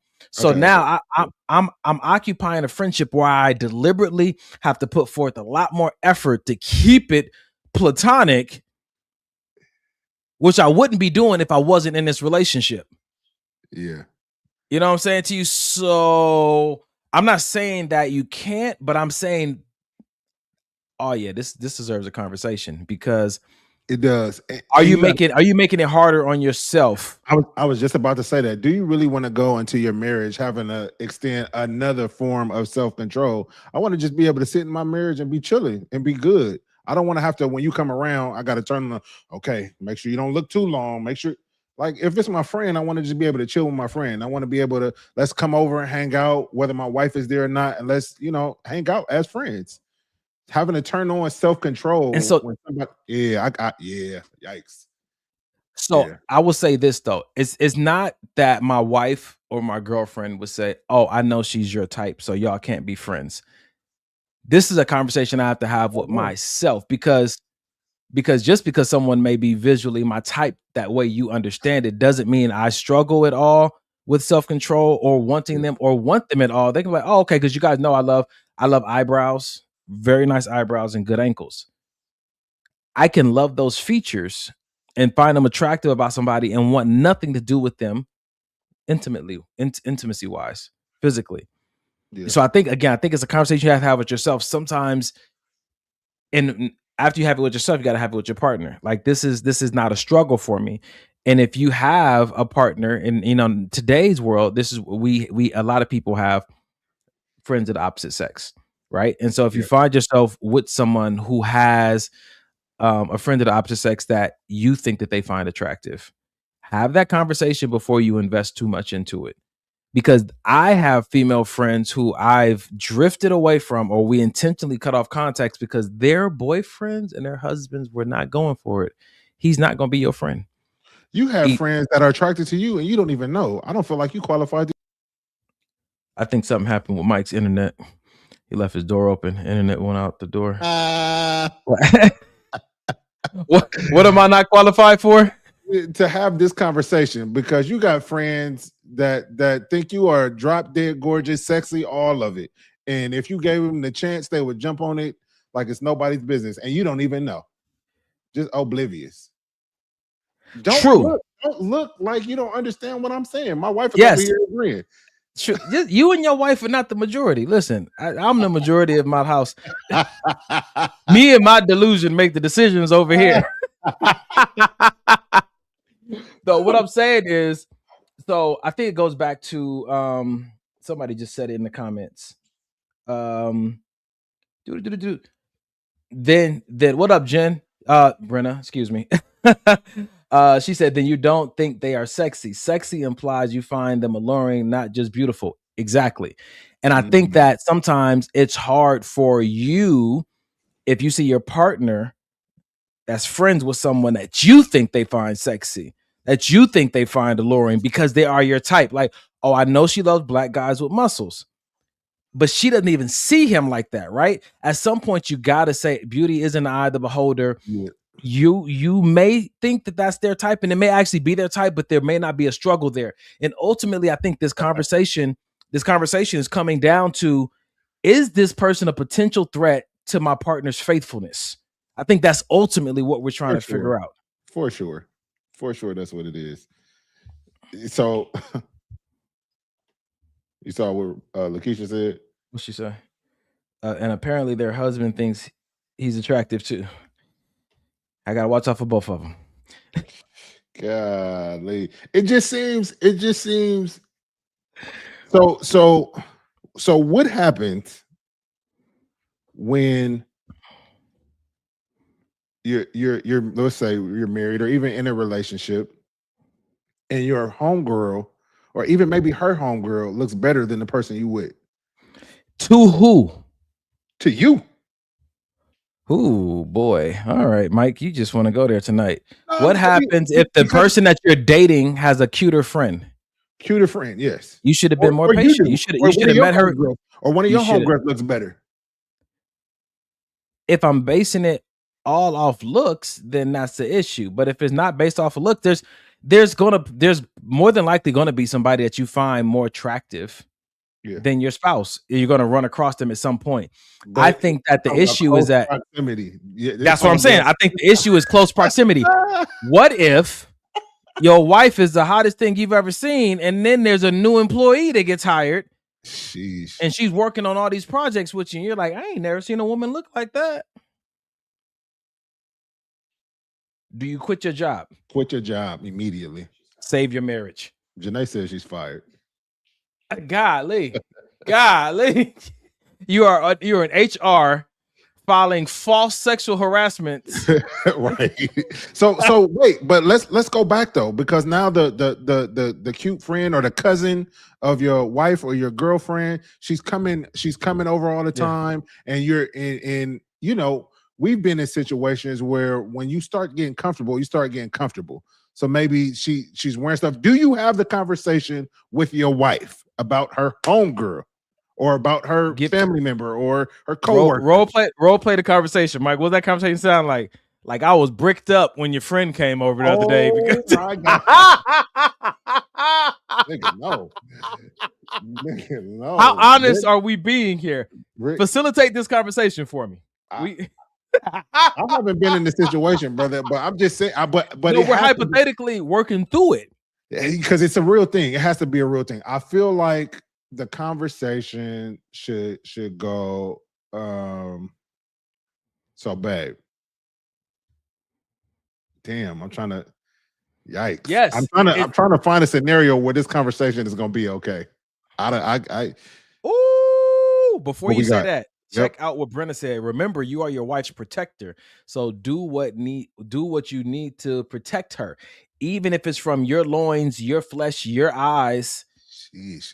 So maybe okay, so maybe the conversation goes like, hey, when your friend wants to come over, let me know, because you know, I don't feel like I should be around, or because you know she looked good to me. And Start over, nigga. No, this is because I'm just trying to think how me and Janae talk to each other, be so candid like that. But every time I say something, it just sounds so bad. Oh, hey, you know your one thick friend that always likes to come over. Golly, start handing out robes at the front door. Like, that's rough. Just make it sound like it's a mandate on anybody that comes over, so she don't just get pointed out herself. You know, babe, what we should do whenever anybody comes over, they should have to wear a robe and a face mask, because I think COVID is still around. And golly, make it make sense.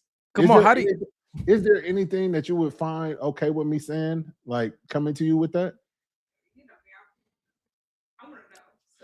That's why you married her. She said, I want to know. She don't care. She probably she is attractive. Tone that down. That sounds like that I could see Janae saying that. Okay. Well, for the rest of us who are not married and have not met a unicorn like that yet, let's see. How do we have this conversation? Now you're having a conversation with somebody you're dating? You said that. You said it was somebody you're dating and her cousin or her friend is attractive to you. What does that sound like? Nothing in my mind is. I usually got great things to be. Talk to the Lord. Talk to Jesus. Yeah. How do you want me to go about this, Lord? Because I'm fasting. What do you say? Maybe you give her a hypothetical, babe. No, you know what? I got you. Okay, I got you. Check this out. Because this wasn't even the video. This is a video that I was supposed to play after. But check this out. Marshall, I can't love you because I'm attracted to Josh. I just saw Josh, and there is some chemistry. So what was the talk about? It was him basically confessing his feelings. What are you saying to me right now? I don't want to be with you anymore. And you want to be with Josh? I will find that out. Okay, Jackie. That is very hurtful. I'm just telling you, Marshall, that I just can't be with you. I can't. I would like the ring back because I don't think that you deserve it. Because you should never have accepted my proposal. Well, I'm gonna keep the ring because I accepted it because I wanted to marry you. Everything I told you in that pod was real. Hey. So, is that the conversation? If she was straight up honest? So yes, I feel like I'm engaged to you, but I find your friend, we got chemistry, and I'm going to try to see what's up with that. So yes, I can appreciate her, friend or not. I could appreciate her having this type of conversation. She knew it was going to be difficult. Hopefully, they didn't engage in nothing yet, but her and the other guy, we don't want that backstory though. We're going based on what we know right here. Oh, she knows the show. Yeah, of course she got all the backstory. But for the show's for this show's purposes, I would appreciate a girl that I was. Damn, she had a ring though. But listen, listen. This is the way it plays out. Would you rather her not tell you? No, I would. No, that's what I'm saying. I appreciate the conversation, but I also see my man's point of view. Like, you should have told me this. Like, why are we? How did we get here? And I'm just not. I didn't. This been my nigga since. This been my nigga. You've had to have been attracted. No. What was the conversation? He said, "What was the conversation?" Dude came in and confessed his love and his attraction to her. You know, a lot of times, this is real talk. A lot of times people will find someone attractive and none of it affects them because they feel like that person may be out of reach or they're not taking this first step. But if you show the slightest interest and say, "Hey, I'm into you," floodgates. Oh, hold on. Risk it all. Hold on. I have something for this situation. I didn't think it would ever happen, but since you said that, God, dog. Would you want your person to stay with you if they want to be somewhere else? No. So check this out. This is what I like this right here because this is accountability, right? This is the conversation before it would happen with your wife or whatever. Before it would happen with my wife, it would happen with me and you, right? Yeah. Me and you would be talking about this on a Tuesday like we normally do. Brenna said, "You don't. You check yourself. That's being a man. You do the right thing and get your mind and heart right." I would say, I will put this side by side with something like, "I don't feel like working out today," or "I don't really want to." These are just wants that need to be disciplined to a vision and a calling. If you're committed to a woman, put that desire in check. I don't think that thing is absent. I don't think it can really rise up unless there's some kind of discipline gap somewhere. What are we talking about right now? There's attraction, but moving from, "Oh, she's pretty," to, okay. You know what I'm saying? I find her sexy. Sexy is not something you, unless there's sexy doesn't enter into the psyche without a fantasy or imagination or a meditation associated with it. And that's on me. Why am I entertaining certain thoughts that would even germinate and grow into a perspective that says, "Oof, I find somebody else besides my wife sexy"? I agree. And then you include conversations of celebrity crushes as well. Because people think celebrity crushes are safe because you may never run into that person or never any chance, but I've lived the opposite life. For me, I know how tangible a celebrity is. Very much so. I mean, you know, your wife knows. So don't start on her. Don't start on her. Donnie just called you a hoe. Hollywood hoe. Heavy on the Hollywood hoe. Wow. And I don't appreciate it. Wow. You got to catch my fade because I got to protect my wife. And you just called your sister. I said we know how tangible they're just people. My point is, in these kind of situations, maybe even with her, looking at that situation, she's engaged to somebody and she finds herself somehow having chemistry with somebody else. Is that a point of her saying, "Yo, I got to cut these meditations off because I made a commitment"? Yeah. Or is this like, "Yo, this chemistry overpowers the commitment and I need to try something different"? I feel like in her situation, maybe she was being honest with herself. Like, I know that he's going to be better for me than you are, and I just gotta go. I don't want to have a conversation about it. I don't want to check and see if weigh the pros and the cons of staying with you as opposed to leaving you and being with him. I know this is gonna be better for me. Cool, go do your thing. But if you're unsure, or if you're, oh, he just so fine, and I've been wanting him since, or she just so fine, and I've been wanting her since we were younger, and I just want to just see if it's. I think that maybe more of a conversation should be had before you throw a whole marriage away. If Mike ever brought up a situation like that to me for any reason, first thing after we pray is we're revisiting not our vows, but our pros and cons. Yeah. We're looking at what is it that you appreciate about this marriage, where it is now? What do you appreciate about where it's going? Because sometimes it is forgetting the value of what you have and how it connects to a higher calling. Sexy sometimes simply means I just want to have sex with this person. Yeah. Not that I want to build a life, not want to do X, Y, and Z. So you're willing to sabotage a fulfilling and complete calling lived life for a nut. And as any man watching this show, you already know what post-nut clarity feels like. Mm-hmm. You fulfill that fantasy and you're like, bruh, what was I thinking? Wasted. Bro, you yep. Bruh, semen psyche when you backed up, it's crazy. Yeah, it is.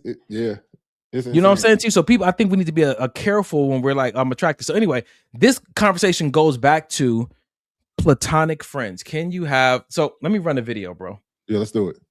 Woof. Do you have any platonic relationships in your life right now? With a woman? Yeah. No. Is that by choice?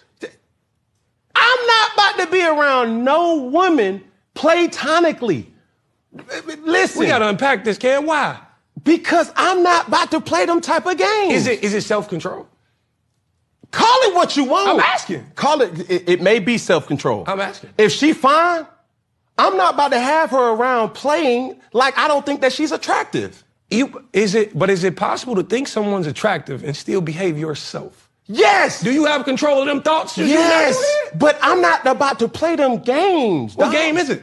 The game of saying, hey, we not about to be friends. I don't have good-looking women that's friends around me. So no. Just all the. Do you have any ugly ones?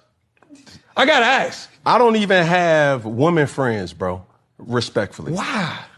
I understand you saying you're not finna play this game, but Cam, you're a smart man. I'm gonna need you to go deeper than that. Yeah, we're gonna I know me. You know you, okay? I know me. And what that mean? That means if I'm around a woman long enough, I'm going to find something good in her that attracts me. Okay, and when you're attractive, what then happens? When you're attracted, what then happens? Sex. Oh, God damn, Cam.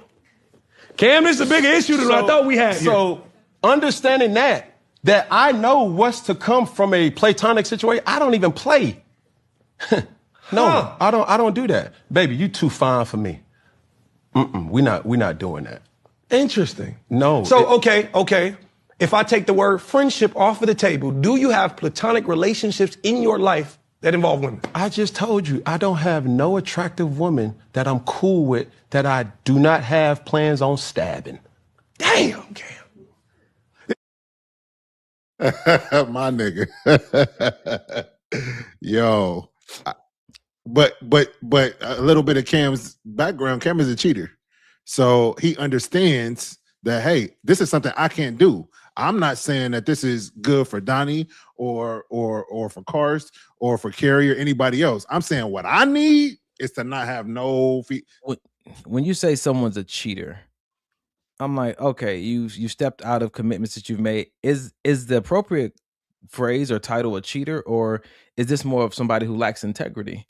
Because ultimately you're making commitments that you have no plan on fulfilling. I think that's the bigger issue, because if that's what you do, you probably do that in brotherhoods too. You probably do that in business contracts. Well, I think that you're under the assumption that they had no plan on keeping that commitment. There's a lot of people that you're not a cheater if you have an open relationship. No. Okay. So let's go back to this, because he kept saying, I know myself, right? Yeah. The issue that I keep running into when I'm having this conversation is looking at it through the lens of your partner is not comfortable or doesn't believe that you can maintain a platonic relationship with someone that you find attractive. Yeah. Is that your partner's problem, or is that an issue for you because you and her are in a committed relationship or you're married? Is that something she needs to deal with, or is that a collective issue? In marriage, there is no she needs to deal with, because as you said, we become one flesh. So there's no that's your problem. In dating, yeah, that may be a your problem.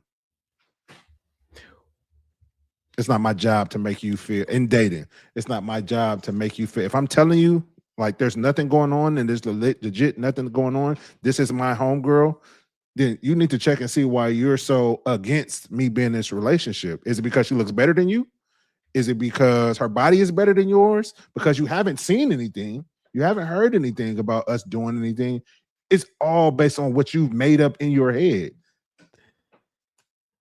Your boy Ray. Now that I think about it, the fact that you start the conversation like that, neighborhood. It was a childhood friend, a neighbor who had a glow up, and I had to test it out even though I was in a relationship. Lord, forgive me. So this goes back to, there's so many nuances to this conversation. Yeah. You're in a committed relationship, and this has been your childhood friend, ain't been attractive a day you've known her. Yeah. She has a glow up. Now all of a sudden she's attractive. She's your type. Again, when we talk about on this podcast a lot, threats, is this a potential threat to your faithfulness, to the ground floor foundation of your relationship, if there's someone around you that's in close proximity, that's always around, that you find attractive?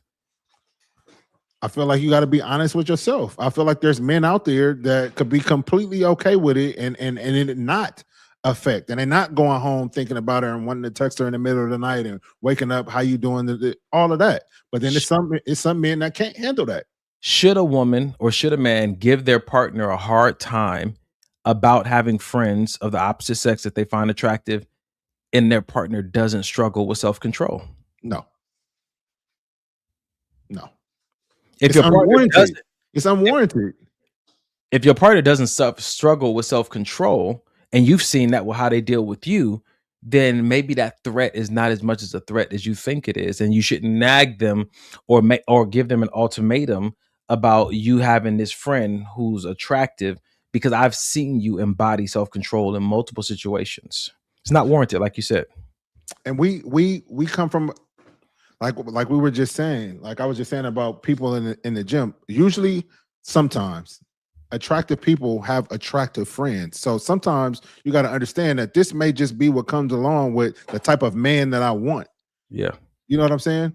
So this is the cool. Go ahead. Yeah, no, go ahead. You got it. I'm about to say the cool part about this, man.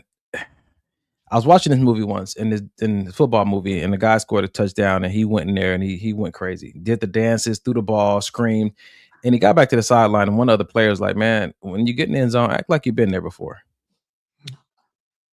Act like you've been there before. Now, this is the benefit, I think, of being with someone like me. I've seen it. Nope, don't you do it. Don't try to put me on it. You know what? Everybody gone. I've seen so many different types of beautiful, and I've had chances to practice self-control in those environments. I think that sometimes the people that maybe are susceptible are those who haven't been around or in close proximity on a consistent basis to someone that they find attractive. Because oh my God, she's pretty, or he's so handsome, he's tall, he's buff. And I think that if that's the kind of person that you're around and they haven't been exposed to that, that might be an issue. Just like you know what I'm saying? Like, oh, my girl can't. And I'm gonna say this, but it's a struggle bus, right? It's a struggle bus. Let's say it, please. A woman saying that, oh, I don't want my husband to have female friends that he's attracted to physically. That's like a husband saying, I don't want my wife around men that have more money than me. That's interesting. I feel that comparison though. Yeah. Because that's what culture says, that women are looking for a provider. And so his more money might pose a threat on her faithfulness, because she's looking to get taken care of in a certain way that you can't provide. That's so good, because my mind just went to me and Janae out on a date, and her male friend or her homeboy pulls up in a Maserati, and we hopping out of a Toyota Corolla. I think that women don't understand that may do something to that man. It might. So I feel like you can't be friends with him no more. Right. You know what I'm saying? But it's similar to what you just said, though, of me inviting one of my homegirls who's supermodel type and got the body and everything going on, inviting her to dinner. That make that woman feel a certain kind of way. And she might be like, "Baby, that is stupid. Yep. I love you. That I don't care about his money." Yep. But can a man also say, "Babe, that's stupid"? Yeah, she's pretty. Yeah, a lot of people think she's pretty. That's not an issue for. I'm with you. Jesus. So if I gotta get rid of, oh God, what happened? You should have never told the people about this Subaru. Nigga, Subaru is a good car. Stop. Okay, it's a really good car. Okay, that's fine. I saw something earlier. Let me go back in these chats. So I got something over from Ferg. Oh, bro, I got something for you. Ferg Marv said, "I've been told by a friend that her husband would start comparing me to her after I would leave. I stopped coming around." I saw somebody in the chat earlier say that my friend's husband was staring at me too much, so I cut off the friendship. Like, what if you're you and I'm me, and you see that your partner's wife stares at you and is way too touchy-feely? Do you then cause distance in that brotherhood because, yo, you got to get that under control, bro? I think me and you would have a conversation. Hey, I mean, don't use me because our conversation, it's a very healthy brotherhood. Like, just assume that there was another brother that somehow that happened. So I would have a conversation. I would have a conversation with him because honestly, I could be tripping. Maybe she really not looking at me the way I think she's looking at me. But I'm gonna tell him, like, case in point, one of Janae's friends on Instagram, I saw that she was working out, and this was the most innocent shit ever, and it kind of pissed me off. But I saw that she was working out, and I think that she was working out at was it the gym we go to? Oh, it was the gym that I used to go to, and she was working out there. I was like, "Oh, I didn't know you work out here. Let me know when you're gonna be there. Let's get in the session." She went and told Janae, and in retrospect, I can't be mad at it because I can appreciate a friend like that. But in my mind, I'm like, "Yo, it wasn't even that," and you're painting me in this picture that is not even what how I was trying to come off. You know what I'm saying? Mm-hmm. But I can appreciate it. I can appreciate it. I can appreciate because just in case, like, hey, I don't, like I just said, I could be wrong, but it seemed like your lady is looking an awful lot. I could be wrong. No offense to you, but just you may want to have that conversation. But I don't think I would just first thing, I'm cutting off the friendship. No, that's my boy. I'm not, no. Unless he like, yo, we had a conversation and she was, so maybe, when it's time to hang out, it's just me and you. Cool. I get it. I think these are the conversations that people want to have, but they're not really having. I think it's hard for some people to imagine their partner being attracted to anybody but them. And that's a hard reality to try to make real because there's so many people in this world. So many people are going to come across. But maybe you live in a rural area, you live in a little small town somewhere out in the country, and you don't really encounter, or you guys know the same 400 people. But like me and you talked about, I'm saying, I'm thinking about my life and where I've been and where I'm going this year and what I'm going to be exposed to. And sometimes you really have to think about the calling on your life and what type of person you're going to need to understand, or going to have the type of nervous system that can deal with the things that come along with your calling. Because if she works in a heavily male dominated industry, are you built for that? That's facts. You know what I'm saying to you? We just put a video up about, being your wife's spouse or be your spouse's fan. Like, if he's on stages or if he's doing podcasts and there's a lot of women in the comments and stuff like that. Like, are you built to deal with that? I'm not saying that you need to rebuild yourself or fortify yourself to deal with that, because that may not be your call. Yeah. Sometimes you may be attracted to someone that you cannot walk out a calling with. Ooh, that's rough. Sometimes you may be deeply in love with somebody whose life is not for you. And so when you look at it through that lens, you have to take time to ask yourself, like, yeah, I find this person sexy or I find them attractive, but is there anything about their calling that is disruptive to my nervous system? Or that is remember we talked about a red flag, which is a psychological allergy for me. Mm-hmm. You know, and some people's like, they can't be married to a pilot because they're just gone too much. And it's hard for me to trust you when you're not in my presence enough. Mm-hmm. That's facts. That's facts. This is good. What else you got?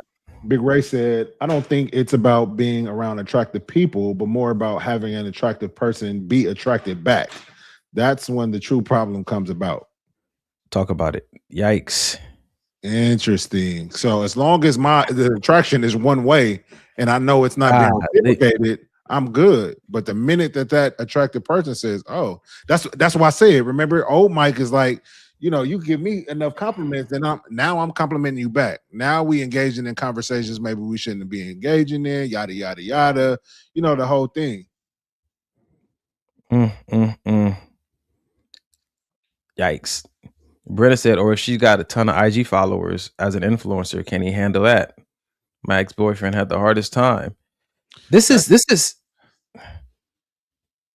interesting, man. This is because remember I told Mike earlier that I was talking to one of my homeboys and he's single, and he was like, I'd rather stay single because I don't really want anybody mad at me during this season of my life while I'm working on some stuff. That's crazy. Yeah. And you feel bad, like, oh dang, nigga, what's wrong? Yeah. But it's like every time I get into a relationship, she's mad at me for how I want to do life. And it makes you think, like, dude, like for some men who want relationships and want marriage, that's a heavy toll. The woman that you chose is mad, like, oh, why you have to do this, or why the person have to be your friend, or why say you got to work those hours, or like just not unsatisfied, but just unhappy with the things that how you do life. And I think that's why I have these conversations with myself and with other people about, yeah, you can like them and love them, but do your lives complement each other? Do your psyches, your mentality, how you process life, are those things complementary?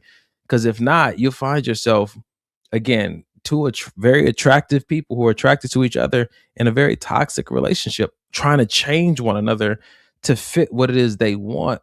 And the other person, like, that's just not me. And then you try to villainize them to make them seem like a bad person because they're not giving you what you want. But in essence, there's nothing wrong with what they're doing. The only thing wrong with it to you is that it's not what you want. Not what you want. That's it. And so ultimately, if the life that they live is not what you want, at some point they're not what you want. Yeah. Facts. Oh boy. Facts. This is good, man. Anything else before we close out? Anything about that conversation that Cam was having about him being honest about platonic? He's not interested in platonic friendships. Nah. What if you? Okay, let me ask you this before we get out of here. Yeah. What if you're with somebody, you're dating somebody, and again, this is like an ex, you like someone you've been intimate with? Can they still, or should they still be a friend? Or what if it's like we talk maybe like once a month, we kind of check in because for a specific reason, not just to keep tabs. Yeah.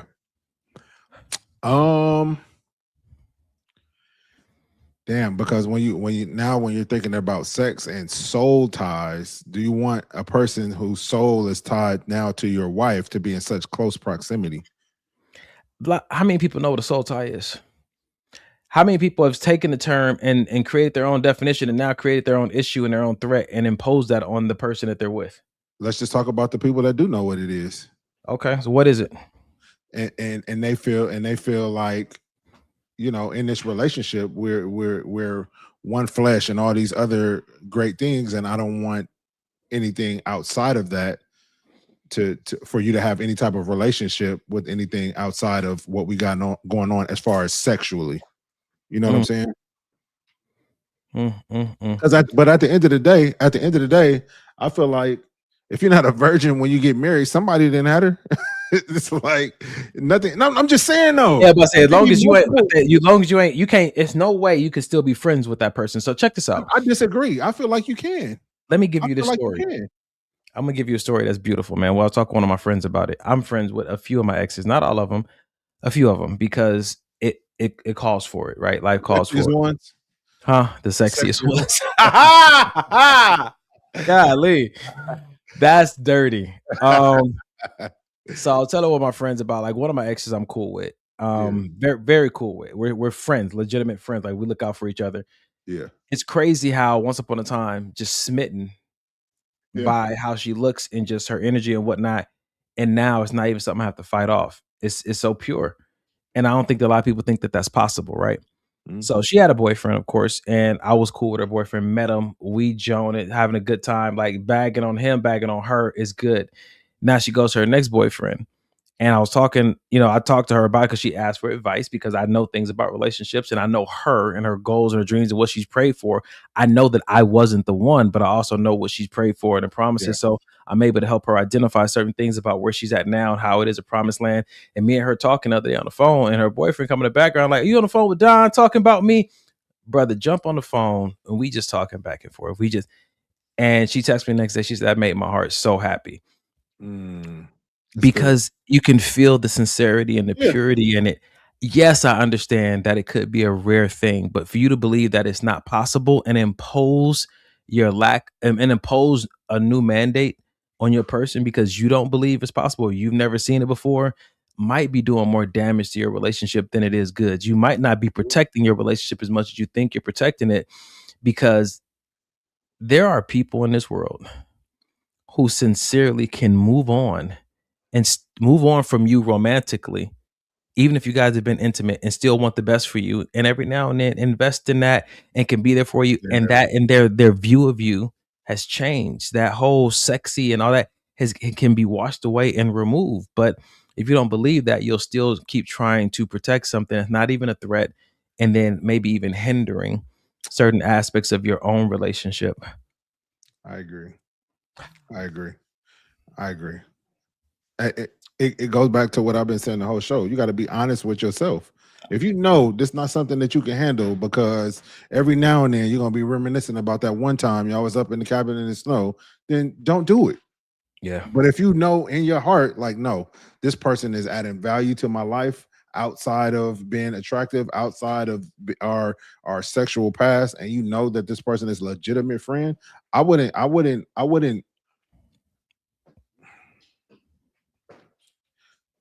So I got a question for you before I finish that statement. Yep. Are you giving your potential partner ultimatums? This person in my life, this female in my life, is not going nowhere. So you got to either get on board or this not going to work.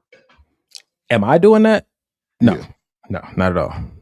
Have that been how done much to of me? a friend is she if you wouldn't have dropped her for another woman? No, you said, am I the one giving ultimatums? Yeah, that's what I'm saying. So I'm saying you have a friend, a female friend who ride or die, like thick as thieves, and now the new woman in your life is like, are you giving her the ultimatum? Like, hey, this person has been a staple in my life before you even got here, and if you want to continue in this romantic relationship, whatever, marriage, whatever the case may be, then she's gonna be here. And if not, then maybe this relationship is not what we need. It's rough because I'm not a big fan of ultimatums. I don't think that they're rooted. I don't think they're rooted in love. I think they're rooted in the form of witchcraft because it's about control. I think that you're trying to pin this person against what seemingly looks like only two options when there's multiple. I like that. It's It don't have to be you or her. We can come to some kind of happy medium. Yeah, but that is like trying to threaten somebody with something you know they care about to manipulate them or get leverage for them to do what you want. I don't believe in that. So what in this hypothetical situation, what would happen? Your fiance saying like a I'm not comfortable with you guys being friends because you guys have had a full-on sexual relationship. Yeah. And you're like, no, this is my homegirl. Like, she's gonna be here. Where's like what would I do? Yeah. If I'm at the place where I'm already engaged to this woman, she's my fiance, and I want to move forward, and this is a challenge for her, then the conversation with my friends sound like, hey, my fiance is not comfortable with this. She may be in the future. I don't know. But as for now, we need to create some distance. Doesn't mean that you guys are not still friends. It just means that the way the relationship has been up until this point may need to change a little bit. If you ever think about me and you need to call me, think about the advice I already gave you until further notice. God, that's good. Yeah. Damn. Golly. Until we can resume this, I've been intentional with you. I've given you all the advice. If you miss me, look at a video and a picture. Until further notice, I'm untouchable. And that goes for your male friends as well. Yeah. I just had to. Why would my you know, yes, yes. I was about to say. Yep, because he is a bad influence, and yep. Ray said that came from the HR department for sure. until further notice. Per my last email. Britta said that's a God buy, not a good buy. That's a God. Damn. Yikes. Yo, if I'm at the point where I'm ready to marry this woman, bro, her concerns are my concerns. Listen, but I'm also under the maturity and the emotional intelligence to know that might change in the future. But until then, if I'm committed to her in an engagement, I'm practically, I'm almost to the marriage point, which means that I'm already thinking about her safety, her well-being. She's already coming before everybody in my life. So this is a way for me to start to initiate displaying her priority in my life, because she may go through a season. She may be cool with all my friends. And then once I get married, she may go through a season, may go through menopause, may go through having children where she feels like she's not getting enough of me. And now she's blaming friends. And I'm going to have to respond in a way of, babe, you are my priority. And so it is what it is. I may not like it, but when I look at it from a man's responsibility tier, I gotta take care of this. And I'm not gonna do it with a little hissy fit, sissy attitude. I'm gonna be like, God, you brought me here. We're gonna do this. And again, it may be temporary. So many things in life are temporary, and we get our emotions and feelings all wrapped up in it's not fair, it's not right. She had an off weekend, or she, it was just 6 months or something. If it was a good friendship, y'all good. Yeah. Sometimes me and my friends don't talk for a year, not because nobody told us not to talk, and then we catch back up later, and everything's like it was when we left. So, yeah, man, that's good. That's good. Yeah, that's good, bro. That's good. Ladies and gentlemen, at the end of every episode, we like to leave you guys with a resource, and that resource. Oh shoot, where's all the stuff that I created in this? I need to redo this, man. But that resource is our Cash App. So look, it costs us $88 a month to stay online. And we appreciate you guys and how you continue to deposit $5-10 here and there, but we recognize that if we don't ask, it doesn't come through. And this is something that we try to give back to our generation, and we want to give you guys an opportunity to support it, to keep us on the air. I don't know how to say it. I just want to extend it. My mentor told me sometimes you are dealing with people in your audience who have the gift of giving, but you don't ask. So here's me asking. If you want to donate to this show, Staying on the Air, what is it paying for? It's paying for our streaming service, our platform, which is StreamYard. Yeah, and that's $88 a month. So $, maybe this will help. This is not going in our pockets. It's just keeping us on the air every Sunday. If you're enjoying this, help us to keep it alive. And at the end of every show, we like to give you guys a resource, which is the Suicide and Crisis Hotline. The number has changed. It's been that way for about 2 years now, but we're still going to put this up at the end of every show and pray, because we know some of these topics we talk about can really strike you in your nervous system in a way that is a little uncomfortable. Or maybe you want to learn how to have hard conversations, or maybe you need to sit down and talk with somebody about why you think the way you think about relationships because of stuff that's happened to you in your childhood. Or maybe you need to get in groups of other women. Maybe you're widowed. Maybe you had your cheating partner, and you need to get in support groups with other people who've overcome that and figure out how to do it. Maybe you need to sit in a support group of people who are friends with their exes to show you that that's possible too. Regardless, 98 is a number that you can call. You can go online, chat with somebody live. We've had multiple people from the show call this number. They're a real number. They do check in with you. They do give you real resources. So reach out. That's good. Let's get prepared for Don leaving us when he get married. Goodbye. Goodbye. got by, that's as good. Brenna says. That's good. I can't wait till somebody got by. Who praying out, man? You got it. You got it. Oh, All before we leave, since we've already made one love connection here tonight with Ali and Reg. So what I'm thinking everybody should do for the next show, everybody that's single and single, not somebody think that you're in a relationship, but you think you're single. Put your profile pictures up on your post so people can see what you look like. And then we can, throughout the show, y'all can chat and maybe take it offline to your own separate DMs, because maybe this help is here in the month of February, and 2 black cupids. And that's what life is about. Love. Yeah, and being therapized, like Rashonda said. God is good. Therapized. Father God, thank you so much for tonight. We thank you that it was fun and insightful. Thank you for those who got a word that they needed. May they meditate on it. May they not just get up and turn to the next podcast or go online and doom scroll, but may they sit with what you said to them tonight so that they can enhance in the areas where they want to experience enhancement. Help us to refortify our nervous system and to fix our perspective so that everything doesn't seem like a threat, so that we're not sabotaging possibly beautiful relationships, platonic, familiar, or romantic, because we're paranoid, or because there's certain things that happen to us and it's hard for us to not see those same offenses in our present situation. Speaking for myself included. So we thank you, Father God, for this podcast. May we stay on air.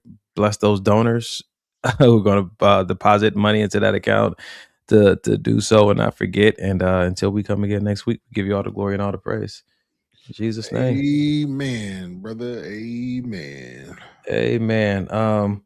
So my birthday month is a beautiful month. So Candace is happy birthday to you. And Allie, her birthday, what she said, next week? Yeah, I think so. Yep. Happy birthday to you as well. Yep. And man, hopefully if we see you guys next week, we can give you guys a special little shout out. But until then, ladies and gentlemen, be blessed. 2 Chainz. Can we talk for a minute? Come on and talk to me. I wanna know.